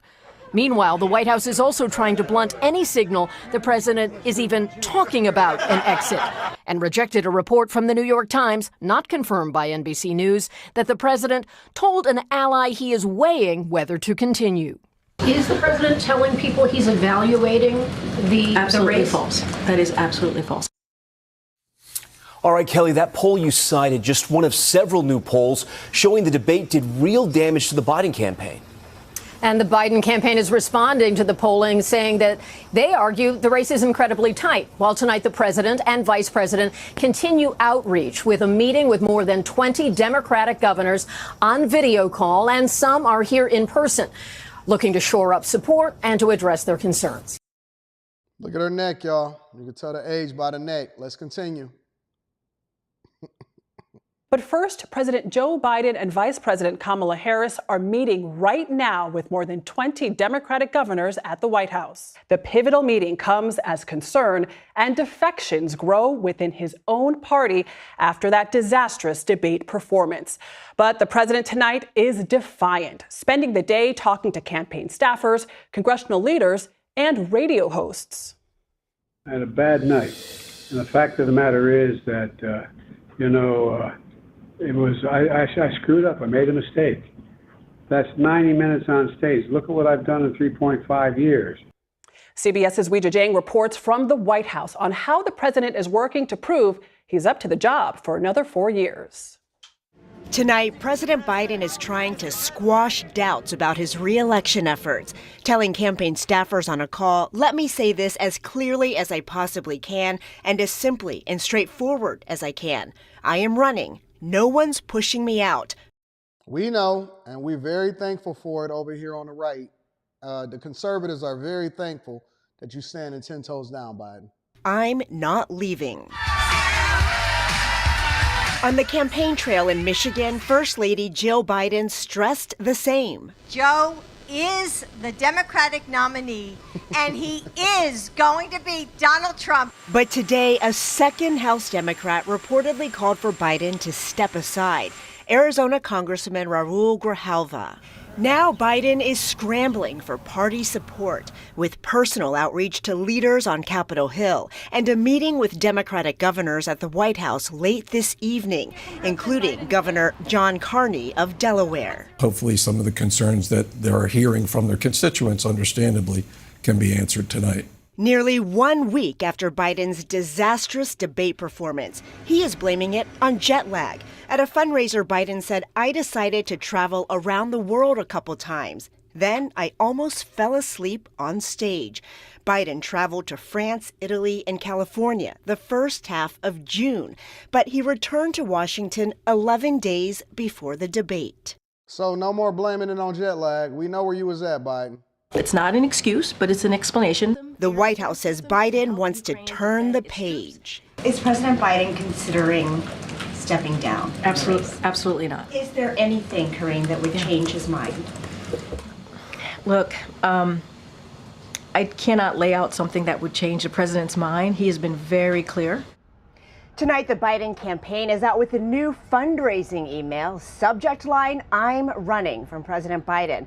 Earlier today, a morale boost from White House Chief of Staff Jeff Zients, who held an all-staff call urging officials here to, quote, "stay together and have each other's back." Adriana. Let me see what's happening on the other front. I want to see what NBC News is talking about. Welcome to Meet the Press Now. I'm Gabe Gutierrez in Washington. As public and private calls for President Biden to step aside after last week's debate performance are gaining momentum, with brutal new polling out this afternoon as the president and his White House allies feverishly work to salvage his candidacy and the remainder of his presidency. In just a few hours, President Biden is set to meet at the White House with Democratic governors. And it comes as sources tell me that the Biden campaign is now reaching out to conservative Democrats as part of an urgent effort to prevent defections within the party from snowballing. Listen, this is over. This race is over. It is. It's over, but way before November. July, August, September, October, November. 4 months ago, this is over. If I was Trump, I wouldn't even debate with him again because you already won. The only thing you got to do is let him keep recording himself and let him keep, making speeches, getting out here in these streets. People would rather have wheelchair Abbott that can't even move his legs, Greg Abbott down there in Texas, the governor, than they would, real talk. Because, this man, he incapacitated. He can't think.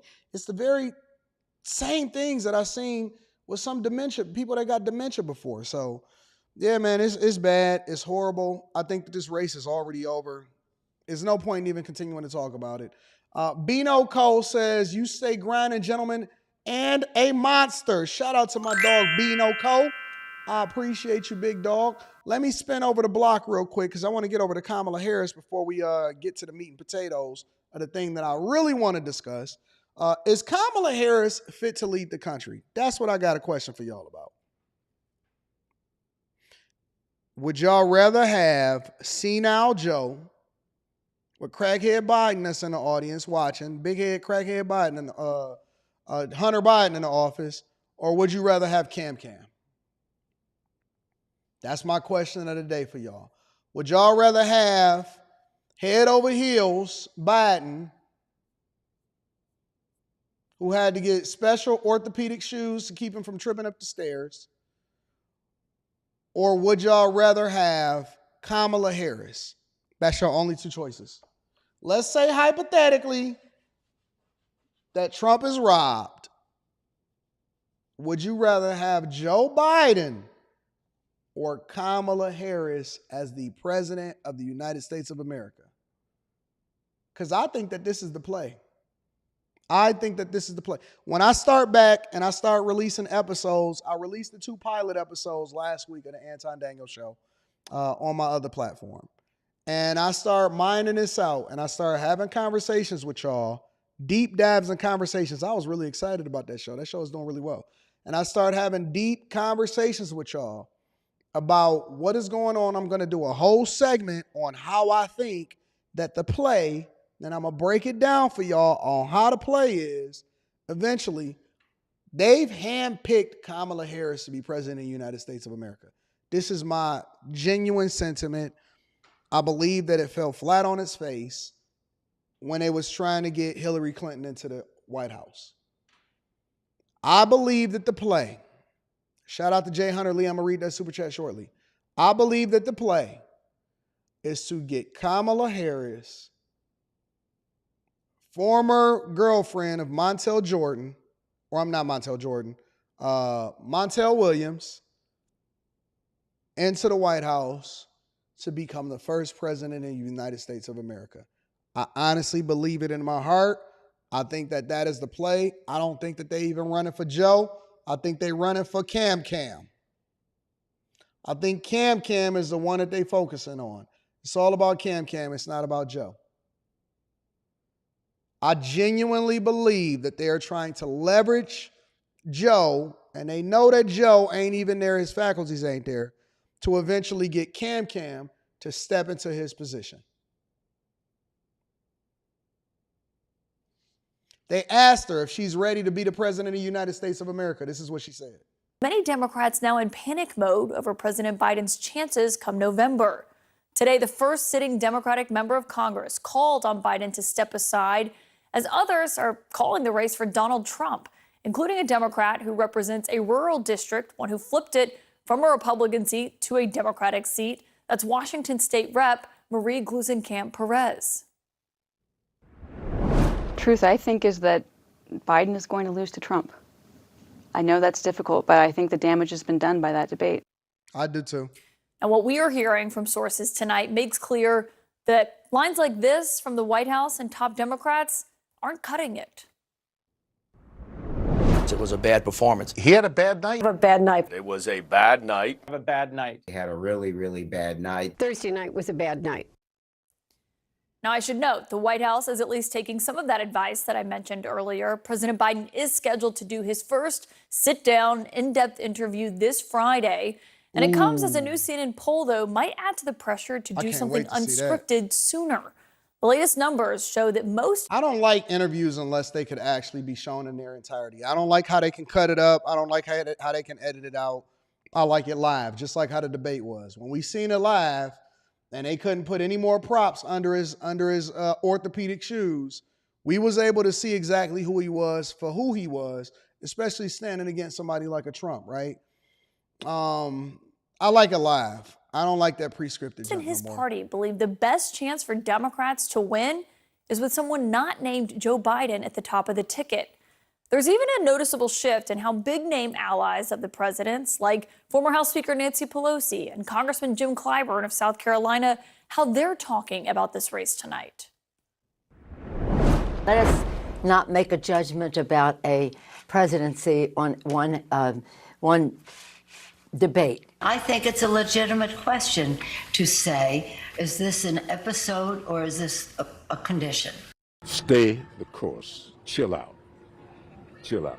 This party should not in any way do anything to work around Ms. Harris. We should do everything we can to bolster her, whether it's in second place. I don't like boomers and Xers a lot of times. Not all of them. Most of them I don't like. They aggravate me. I don't understand why they're still in power. Every time I see Al Sharpton's big head, it aggravates me.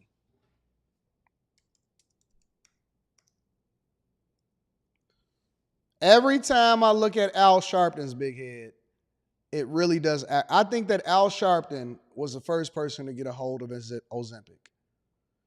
Every time I see his white hair, I'll be thinking to myself, how is Big Head Sharpton on here having a conversation telling us what we should do? Anybody that listen to this man, anybody that believes in an activist as the voice of the community, it pisses me off. These people are the true grifters of America. True grifters of America. It aggravates me. And I don't understand why we keep holding on to these people as thought leaders. When I see this guy, whoever this guy is right here talking, listen to him talk. Chill out. This party should not in any way do anything to work around Ms. Harris. Sweating. All of the look at his shirt. He's sweating so hard. His head is sweating at the top above his left eyebrow. Our right, his left. He's speaking with his mouth open. He can't close. When you see old people that start to speak with their mouth open, put him out to pasture. He's dripping on his shirt. Look at his shirt. His right, our left. Look at his shirt. His right, our left. These people need to be going on long walks, playing bingo, and then getting buzzed back and forth to the casino to give their checks up so that we can continue to keep the economy stimulated. He is sweating. He is melting before us, right before us, melting. And these are the people that are determining the course of action and what it is that we should be doing and voting on. And they standing on business. Him, Big Head Sharpton. Y'all would go with a man like this? This is who y'all going with? This is who y'all rocking with? This is who y'all listen to? Stop, bro. Stop. Just stop it, man. Look at this guy, man. Look at this guy. This is y'all leader? This is who y'all listening to? My name is Al Sharpton. Get out of here, man. Get these people up out of here, bro. We should do everything we can to bolster her, whether it's in second place or at the top of the ticket.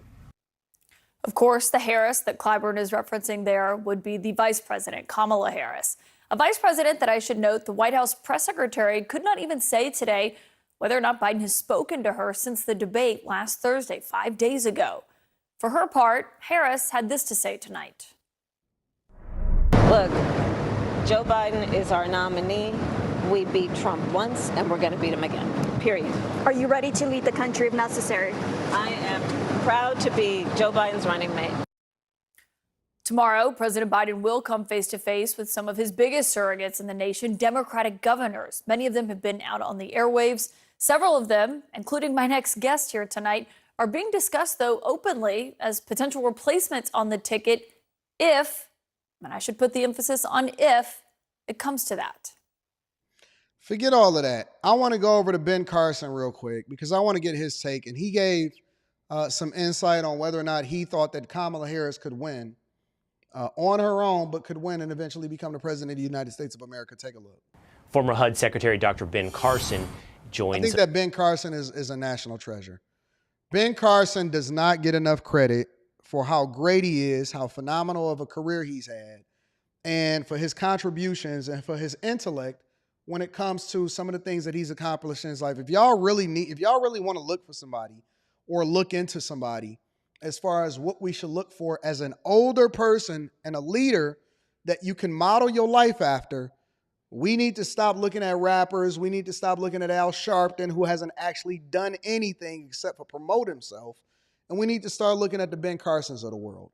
I think that Ben Carson, go and read Ben Carson's autobiography. I think that Ben Carson is probably one of the elite, and when I say elite, one of the greatest, most elite people that has ever walked the planet. And I love what his life has been, how he's came up, how he's evolved, what he's accomplished.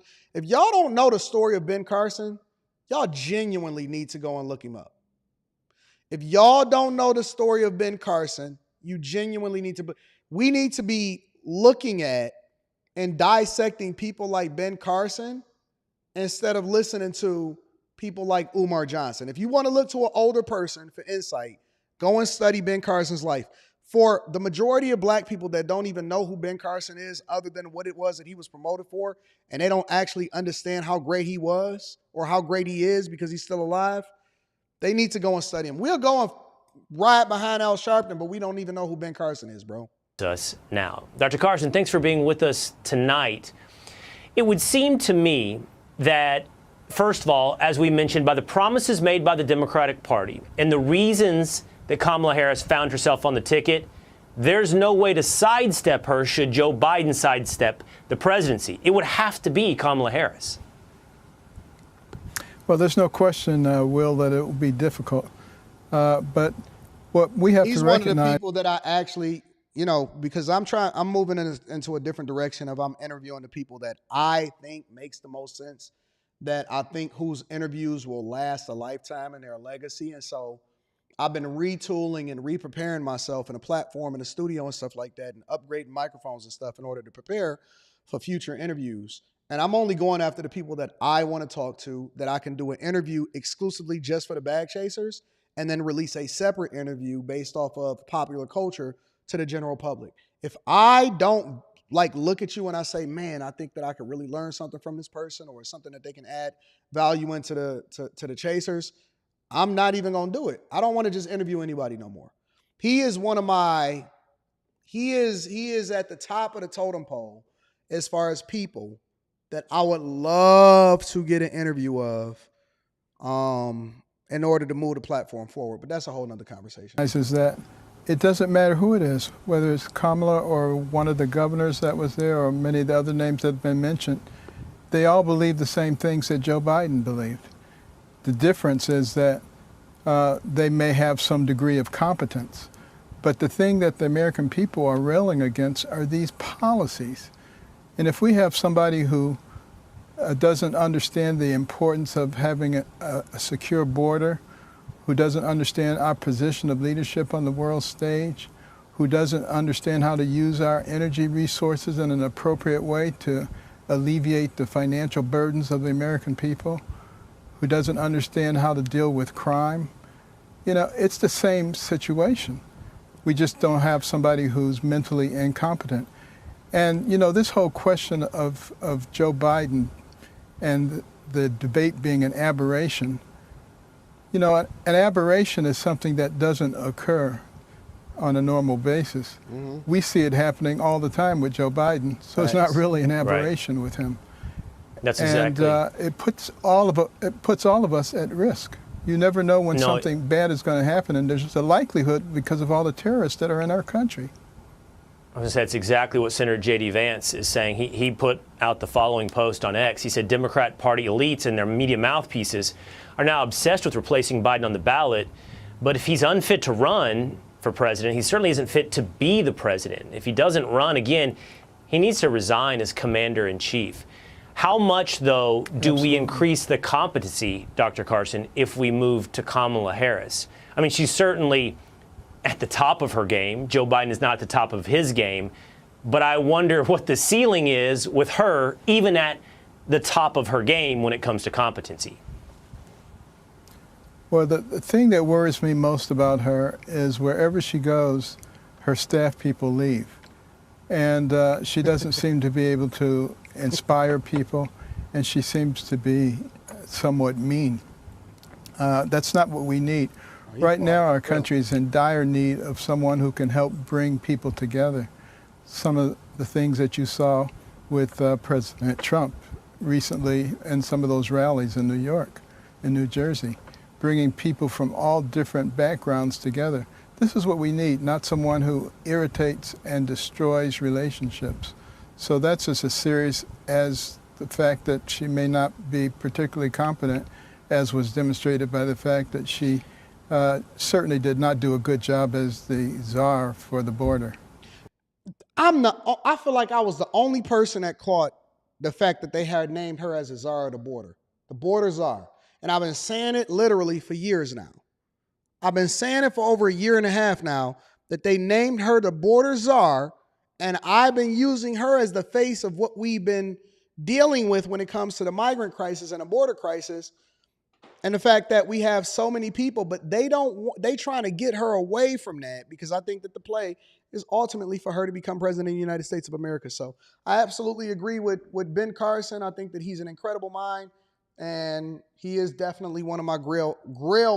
If I ever am able to get somebody on the platform, I would get is Ben Carson. He is one of the most phenomenal people that I've ever seen in my entire life. Anyways, neither here nor there. Let me read a couple of the super chats, and then we gonna continue to the last portion of the show. Man, I didn't expect this many people to be here on a 4th of July morning this early. I thought that y'all was lazy and y'all was gonna be sleeping in. But y'all not. Kamala is a deer in the headlights, a mean deer in the headlights. She seemed like a mean woman. Look up the movie about Ben Carson called Gifted Hands, played by Cuba Gooding Jr. I've never seen that movie, but I'll check it out. Yakima James. Shout out to Yakima James. Thank you for holding me down, Yakima. I appreciate you. And then last but not least, Kid Chameleon says, if Kamala's president, we're getting invaded, period. I just think it's a bad idea. But it's happening. It's going to happen. I think that a woman becoming president of the United States of America, you know how old people was like, oh my God, I can't believe I lived to see a black person ultimately become the president of the United States of America. And Obama, even after he out of office, is saying, hey girl, still pushing his gay agenda. It's going to be the same thing when it comes to women. Hillary Clinton, she put 1 million cracks into the ceiling, and Kamala Harris and Michelle Obama is the ones that are going to break through. In my lifetime, we definitely going to get a woman president. I don't think even a little bit that we not going to get a woman president in the United States of America. So, last but not least, y'all send me videos all the time, and I try to mine through the ones that's worthy of having a conversation about. And y'all send me this video, and it's a woman, and I think it's a little bit more positive. I didn't get a chance to look at all of it, but I looked at the first 2 minutes, and I said, this is something that we can talk about. And so I want to make sure that I acknowledge content creators, and I also, whether I agree with them or disagree with them, give them their credit. So this woman's name is Nicole Koke. Nicole Koke. Koke, Nicole Koke. As of the recording of this video or the live stream of this video, it is 17,000 subscribers on her platform. If you like what she's doing, or if you're familiar with what she's doing, and if you like what it is that she's putting out, go over to the platform, subscribe to her channel, tell her Anton is bigging her up as a content creator. But she's giving her perspective on quitting her job, what her experience was, and then why she wound up going back to working a 9-to-5, and how her perspective changed when she started working for herself. Make sure y'all hit a like for the algorithm, subscribe to the channel, and turn on your notifications. Let's get it popping. The grass always looks greener on the other side. And when you're working your 9-to-5 job, having a business looks so much sexier, doesn't it? But you don't have to quit your job to be happy. Back in 2021, I quit my full-time job to pursue online content creation and coaching, just like how so many people were doing it. But a few months into it, I realized just how powerful a 9-to-5 job can be, how we can... Let me translate that for y'all. I learned to appreciate what I had. I thought that the grass was greener on the other side. I thought that I wanted to work for myself. In reality, it was hard as hell. It gave me a reset. I'm giving you what my assumption is of the conclusion of the video. It gave me a reset. It helped me to realize how blessed I am. And I went back to what it is that I needed to do so that, I could truly get what I need to get out of this thing. And maybe I'll still pursue content creation on the side, but let's be clear, it's much more difficult than I thought that it was. That's what the translation is. It's just like a lot of these women that lead their baby daddies. I could get another you. She be out there, go out there in the dating scene. The dudes be like, "It's some holes in this house. It's some holes in this house. It's some holes in this house." Ain't nobody gonna love you like your baby daddy. Ain't nobody gonna love you like the man that you got kids with. Trust me. He loved you the most that you gonna get love. If it ain't you thinking there's more love out there than that, you ain't Shawnee O'Neal. You are not Shawnee. Stop trying to use Shawnee's blueprint as a way to come up off of these chicks. But anyways, let me go ahead and look at her video. We're going to take a look and see what's happening. Might have to speed this up. I don't know how long this video is. Let's go to 1.25. Can be an asset. So 6 months after quitting my job, I actually went back to working for another year. But this time around, it was really different because I was bringing in a different intentionality, a different mindset, way of thinking, and that allowed me to feel so much more happy and just at peace while I was working my 9-to-5 job. And I want you to also feel happy working your job, living your life. So I'm going to be sharing some valuable lessons in today's video. Shall we begin? First things first, what are you looking for in a job? What does success look like to you? Are you looking for a job that just pays the bills, or a place for you to really enjoy socializing? Or do you want a title that's very sexy and prestigious, like the director title, the finance manager, or the doctor title? It's kind of like dating. What are you looking for in a partner? I used to be really, really picky. I'm not gonna lie. I wanted my partner to be of a certain height. I wanted them to look good, to have a certain level of education, have an ambitious career, to be growth-minded, all of that. And no wonder it was so hard for me today. I finally realized, though, at the core, what was most important to me was their character, their kindness, trustworthiness, loyalty, their strong work ethics, and being a hardworking person. And that's my boyfriend now. Once I let go of the need for him to be all of these, very external driven things, I realized that I was really happy with how. I don't know if that's a shot at her boyfriend unintentionally or what. But if yo girl get on the internet and she said, "Man, I wanted all of these great things that," and I actually feel her. Like, I understand her sentiment. I understand what she's saying. But if you get on camera and you say, "Man, what I wanted in a man, I think that I was too picky," similar to my job. But the boyfriend that I got now, he has good character, he's kind, he's trustworthy. And once I started letting go all of these things that I thought that I wanted, educated, all of this stuff, that I was finally going to be happy with these things. I don't know if I will be looking at that and saying, I'll be like, is that how you really feel about me? We might need to cut that part out of the camera work. I think you need to cut that out. And we're going to skip that part. You still got a sufficient video. I don't know if you take that as a compliment. You know what I'm saying? You might not. Y'all got to be careful with sharing everything or every thought. I know y'all be trying to relate to the people and stuff, but you kind of throwing him under the bus in a slight way. But let's get to it. How he showed up in our relationship. And that is the same with your job. Your job doesn't have to self-actualize you or be perfect, just like how your partner doesn't have to be your soulmate, your therapist, your emotional support system, your whole community, and your whole life. My first job was a relentless climb up the corporate ladder, and it got really exhausting dealing with office politics, with ambitious people who became passive-aggressive because of the competition. There was a lot of drama, and I was just not at peace. On the other hand, my second job, despite the pay cut, brought me so much more fulfillment and security. I really enjoyed working with my team. I really liked the company and my boss. I felt very safe and happy and just so much at peace. And because of this, I was able to build my... Y'all want me to slow the video down? All right, I'll slow it down. If y'all think she's talking too fast, I got y'all. Side hustle, my business from a more expansive place, and I had the energy to show up for it. I see so many people working a job they feel so miserable in just for the money, just for the company name. Hey, shout out to everybody that go into the library and set up a camera from that side angle. That's a lot of work. I actually give you a lot of credit for that.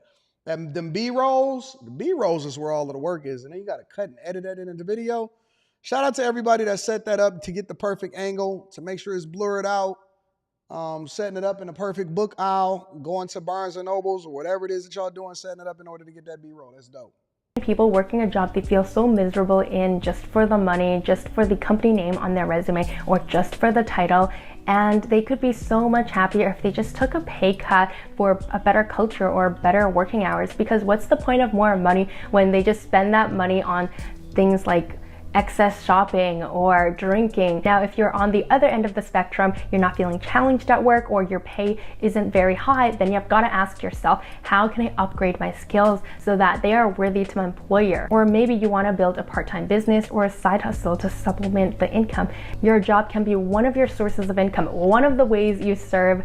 All right, I want to hear what her journey was once she quit her job. Forget all of this. Jeopardize your safety. When you're building a business from scratch in the early stages, you should expect inconsistent income. If you even expect income at all. According to studies, most businesses take time to build before they start earning money. In fact, they say businesses on average take about 2 to 3 years to start making a profit. It will also take you time to build skills like resilience, entrepreneurial skills, the ability to learn and fail fast. And it also takes you time to build trust in relationships, which is a key component in businesses. You need to feel safe instead of being in this constant survival mode where you're in fight or flight mode and you're worried about what's gonna come next or what's happening tomorrow. And that's the thing that I tell business owners on a regular basis, or people that say that, yo, I'm about to go and become a content creator, or I'm about to quit my job and do this, I'm gonna do that. And I said, listen, I think that that's good and I'm with you, but my advice to people most times is do not quit your day job. Don't quit your day job. Even if you have 1 viral video or 2 viral videos, don't quit your day job. Do both. Get that bag. If you're not built to do both, then do it to the point to where you feel comfortable and not feeling overwhelmed, but then you are consistent enough to be able to scale up over a period of time. But do not quit your day job to be a content creator or just to start your own business. Do both until one of them can replace the other. And then you also get a healthy understanding of what the expectations could be when it comes to a job. A lot of y'all just jump out the window and you think that it's going to be easy. And so y'all out here and y'all creating your own businesses, or y'all decide that y'all want to, basically create another job for yourself. And you're going to realize that you're going to make way less money. You're going to have higher expenses. You don't get the healthcare coverage. Don't get the business. Don't get the 401ks. But if you're just doing it for the title to say, well, I got my own business and I work for myself, you're going to fail miserably. Miserably. And that's basically what she's telling you. She's telling you without telling you. She went into it and she said that I'm going to do this, but in reality, it wasn't what she thought it was, and she couldn't sustain it, and the people may not have resonated with her, or she wasn't able to consistently be able to create this income, and then it created a fight or flight mode. Fight or flight mode. And so now you still got to eat. You still got to grind. You still got to push. And it's hard. And if you don't feel like going to work that day, you can't just call off. You got to show up every single day because the people are dependent on you and they're waiting for you. That's why having a 9-to-5 job can provide that financial and emotional safety net, security for you, so that you can feel safe, pay off your bills, and meet your survival needs. And at the same time, for your part-time business, you can then innovate and, take risks that you need to take. A 9-to-5 job can provide a foundation of safety for you. Having an emergency fund can also do that. Living at home rent-free while I was working a job was also extremely helpful for me. I also had a pretty substantial stock market portfolio, which provided another source of safety for me. Work also kept me distracted from my business. When you start a business, your mind, everything is gonna be on your business. The beginning phase is notoriously known for being the hardest stage. You're making mistakes, you're taking risks, you're testing things out. There's a lot of things going on, and it's just so hard to not think about your business and not. That's absolutely true, Tech Coach Ralph. That's one of the things that I do have conversations with people about all the time. But most of the time they come to me after it's too late. And I can already tell when they done messed up and they done said something that they wasn't supposed to say online, or they shared too much and they say stuff like, well, Anton, how would you handle my coworkers being jealous of me because I got a YouTube channel, and I'll be thinking to myself, oh,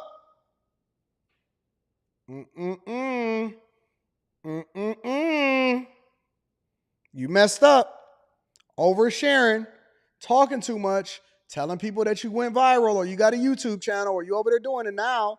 They're going to be looking for it. And so they can leverage that against you in order to continue to get you fired or hold it against you and say, well, what are you doing during company time? Or did you record anything during this time? And all of that stuff. Man, keep your mouth shut. Keep your mouth shut. As many subscribers as I have on this channel and that I got on the other channels or whatever, nobody at my job, and I mean nobody, outside of the dude that recruited me to be there that's no longer there, is familiar with what I got going on from a content creation perspective. They may look and they may say, oh man, you always traveling and this and that, but I'm just blessed. I'm just blessed. I don't even talk about my businesses outside of work. I don't talk about real estate. I don't get into that. I don't get into content creation. I don't get into web development companies. I don't go into investments. I don't talk about none of that. I'm here to do this, and this is what we're going to take care of, and I keep it G. I'm not doing none of that. Most of the people that I work with, they ain't even of this culture. Half of the team that I oversee is overseas. I ain't got to do that. For what? Who you trying to prove it to? Who you trying to convince? They don't need to know where I'm at. They don't need to know what cars I'm driving. When I go into corporate, I don't even drive any of my expensive cars. You know what I drive in a corporate? If I have to go into the office, Hyundai.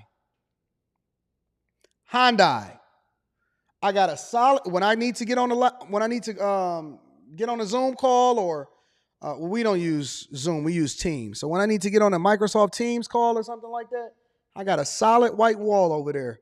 I'm not showing none of this. Ain't no don't do coke in the bathroom. Ain't no posters. I don't even show the apartment. Like, you know how you can see the water and you can see the city when I'm over in my downtown apartment? I don't show none of that. I get on that solid white wall and I have my conversation. When I go into the office, I'm driving my Hyundai Tucson. I got a Hyundai Tucson that I drive. I keep it clean though. It got less than 5,000 miles on that joint. And I go into the office and I'm a regular dude. My shirt tucked in, belt shaved. I don't wear no Rolexes. I don't do none of that. No Rolexes. I'll wear the Omega. That's about it. But the Omega is very discreet to where it's a nice watch and we can talk to clients and stuff, but it's not this. I'm not wearing no rose gold Rolex into the corporate office. For what? Because all you're doing is drawing attention to yourself. The loudest one in the room is the weakest one in the room. The loudest one in the room is the weakest one in the room. And so you're going to draw unnecessary visibility to yourself. I was coaching a police officer yesterday, and he was telling me how inside of whatever, when certain people pop up and they can't justify where they got their means from, and they pop up with all of these big cars and stuff like that, it automatically triggers suspicion and investigation because they want to make sure that you're not crooked. When you bring unnecessary attention to yourself, nothing good can come of it. Nothing good can come of it. When I get home, when I get on a live stream, when I go out at night, when I'm doing whatever it is, okay, so we going to go and we going to throw on the rose gold Rolex and we going to drive the big cars, and on the weekends, I'm going to do what I'm going to do. But when it comes to making sure that I'm securing my position, getting my bag, and taking care of business, I don't want no visibility that comes along with that. I'm staying out the way. My goal here is to collect up. I had my direct deposit yesterday. It was beautiful. Every time I get a direct deposit from corporate, or anytime I get a bonus, or anytime I get a piece of equity pay, or I get, company stock vests, that's what I'm there for. All that other stuff, you can keep it. Let me see if she got anything else to say. Get anxious and worried about it. When I was doing it full time, my mind was constantly on my business and it just got too overwhelming, really unhealthy. But when I started working corporate again, my stress levels and overwhelm went down. Somebody said my coworkers know who I am. Maybe. They don't know nothing about me. Let me tell you something, bro. Most of my coworkers are Indians, Asians, and white people. Most of my coworkers are Indians, Asians, and white people, and they have a completely different demographic. Older white men, older Indian women, Asian men, Asian women. They don't look at the same stuff. And if they do, they may catch a Millionaire Morning Show or something like that. But other than that, I don't be talking about none of that, whatever. They algorithm not even in English. Their algorithm is not even in English. The videos that they watch, that's all I be hearing in their music. You know, that little Indian music. They ain't think about me. And I ain't thinking about them. They not thinking about me. I'm not thinking about them. We keep it G. So much more because I was able to then focus on my 9-to-5 corporate work. From 9 to 5, I was focused on work and I was not thinking about my business. And that helped me big time with disconnecting, just having some space from my business. And then when I came back to working my business, I'd feel less stressed out and I would have more creative ideas come through. Having a job also gave me a lot of structure and discipline. There is a saying that goes, when you're given a month to do a task, you will take a month to do that task. And when you are given 3 days to do that task, you will take 3 days to get it done. And that just speaks a lot to our ability to just focus, to prioritize, and just get things done. After I quit my job, I had so much time in my schedule, I didn't know how to use my time. I would literally wake up so late into the afternoon and I was just lazing around. Listen, if y'all like her content, her name is Nicole Koki. Go and check her out. You know what I'm saying? She seems like a pretty cool girl and a great content creator. Seems like a nice person. Threw a little bit of a shot at her boyfriend without knowing that she threw that shot. I'm sure he was feeling some type of way when he watched this video. But basically what she's saying is that she tried to do it on her own. It was a little bit, how the music sound? You want me to show you how the music sound? She said it was a little bit tough, but she you know what I'm saying? She wound up getting to it. And she wound up going back to corporate, took a pay cut. She wound up finding out that she was happier on that flip side. And it wasn't what she thought it was. That junk be sounding like chaos. I'd be like, what is they talking about? Like, I just go ahead and just, okay. You know, when I first started working with a lot of Indians, it was so hard to hear what they say. And sometimes, like, even Rita, she'll be sitting in the background and I'll be on a meeting and she'll be like, how do you understand what they're saying? If you're around something long enough, it'll just start to sound normal. And so their accents, like, it still sounds like an accent, but it doesn't sound like something that I can't, like I could hear them clearly and I could tell what they're saying. Before, I used to be like, what the fuck is he saying? You'd be hearing real. Now I can hear him in the background and just hear him talking. And all, you know, we had to make sure that we put the changes to. Does anybody have anything else they want to add into the stand up? Like, no, and then here I come. No, one thing that we want to make sure that we do is we definitely want to make sure that we stay in contact with the shareholders because we don't want them to get out of the loop. It's important for us to maintain good business relationships with every segment of the bank so that we don't have any disagreements, and then we have clients on the other side, and so we know we have to institute them into this new thing that we got going. You know, I just be talking myself. You just stay professional. It's not even code switching. I just stay professional. You know, that's why it's important for y'all to learn how to communicate effectively with all people. Did you guys get in touch with? Oh no, we definitely got to take care of some business. You know what? Set an emergency meeting with them. See what time that their calendar, if they have any gaps in their calendar, let them know. If not, just tell them that we'll go ahead and institute the changes and we'll push those through and we'll monitor it overnight. And then, you know, we don't want to interrupt them. Listen, they're on vacation. We only going to contact them in emergencies. We're more than capable of handling it. I believe in you. So, show me what you got, and then we'll go from there. Check in with me before the end of the day, before 5 o'clock. Check in with me before the end of the day, and then we'll reset, and then we'll reconvene at stand-up tomorrow.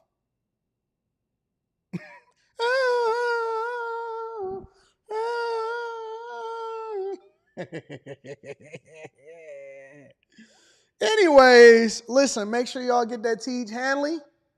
40% off your first order plus 20% off for life. 40% off your first order, 20% off for life. That's the Tiege pack. That link is in the description. If y'all not in the Patreon, y'all not in the Bag Chasers, make sure y'all tap into the Patreon. Link is in the description as well as pinned to the top of the chat. And let's see. Kid Chameleon in the building says, Kamala, I'm in these streets, girl. Harris is in the building. Shout out to my dog, Kid Chameleon.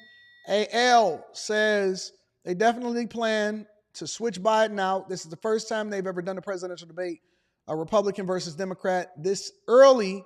Normally it's in September. Well, sometimes we don't have a clear-cut candidate of who's going to be on the Democratic side and the Republican side, but they still got the Democratic National Convention coming up in Chicago. Do the right thing. Do the right thing. Insatiability is the woman's worst enemy. Oh, instability. Is that what you meant to say? Instability? Build on the stability you already have. Peace and blessings. Shout out to my dog. Do the right thing. You got to do the right thing. Punjabi MC featuring Jay-Z. Shout out to Latrell. I appreciate you, big dog. I wasn't expecting to get this many of y'all in here on a holiday. I thought that y'all was out here sleeping. All right. Listen, I love y'all. I appreciate y'all. Thank y'all for continuing to rock out with me. And same thing tomorrow. Oh, we got after hours tonight. Yes, we are live streaming after hours tonight. We're going to get it in. After hours tonight. You know what it is. I love y'all. I appreciate y'all. Thank y'all for continuing to rock out with me. I got some work to do. And then get some barbecue in y'all. Get y'all some good foods, some good eats. And spend some time around family. Enjoy the weather and run it up. I love you too, sister. I love y'all. I love y'all. I appreciate y'all. I'm going to holler at y'all later. From a C student, I'm out. Peace.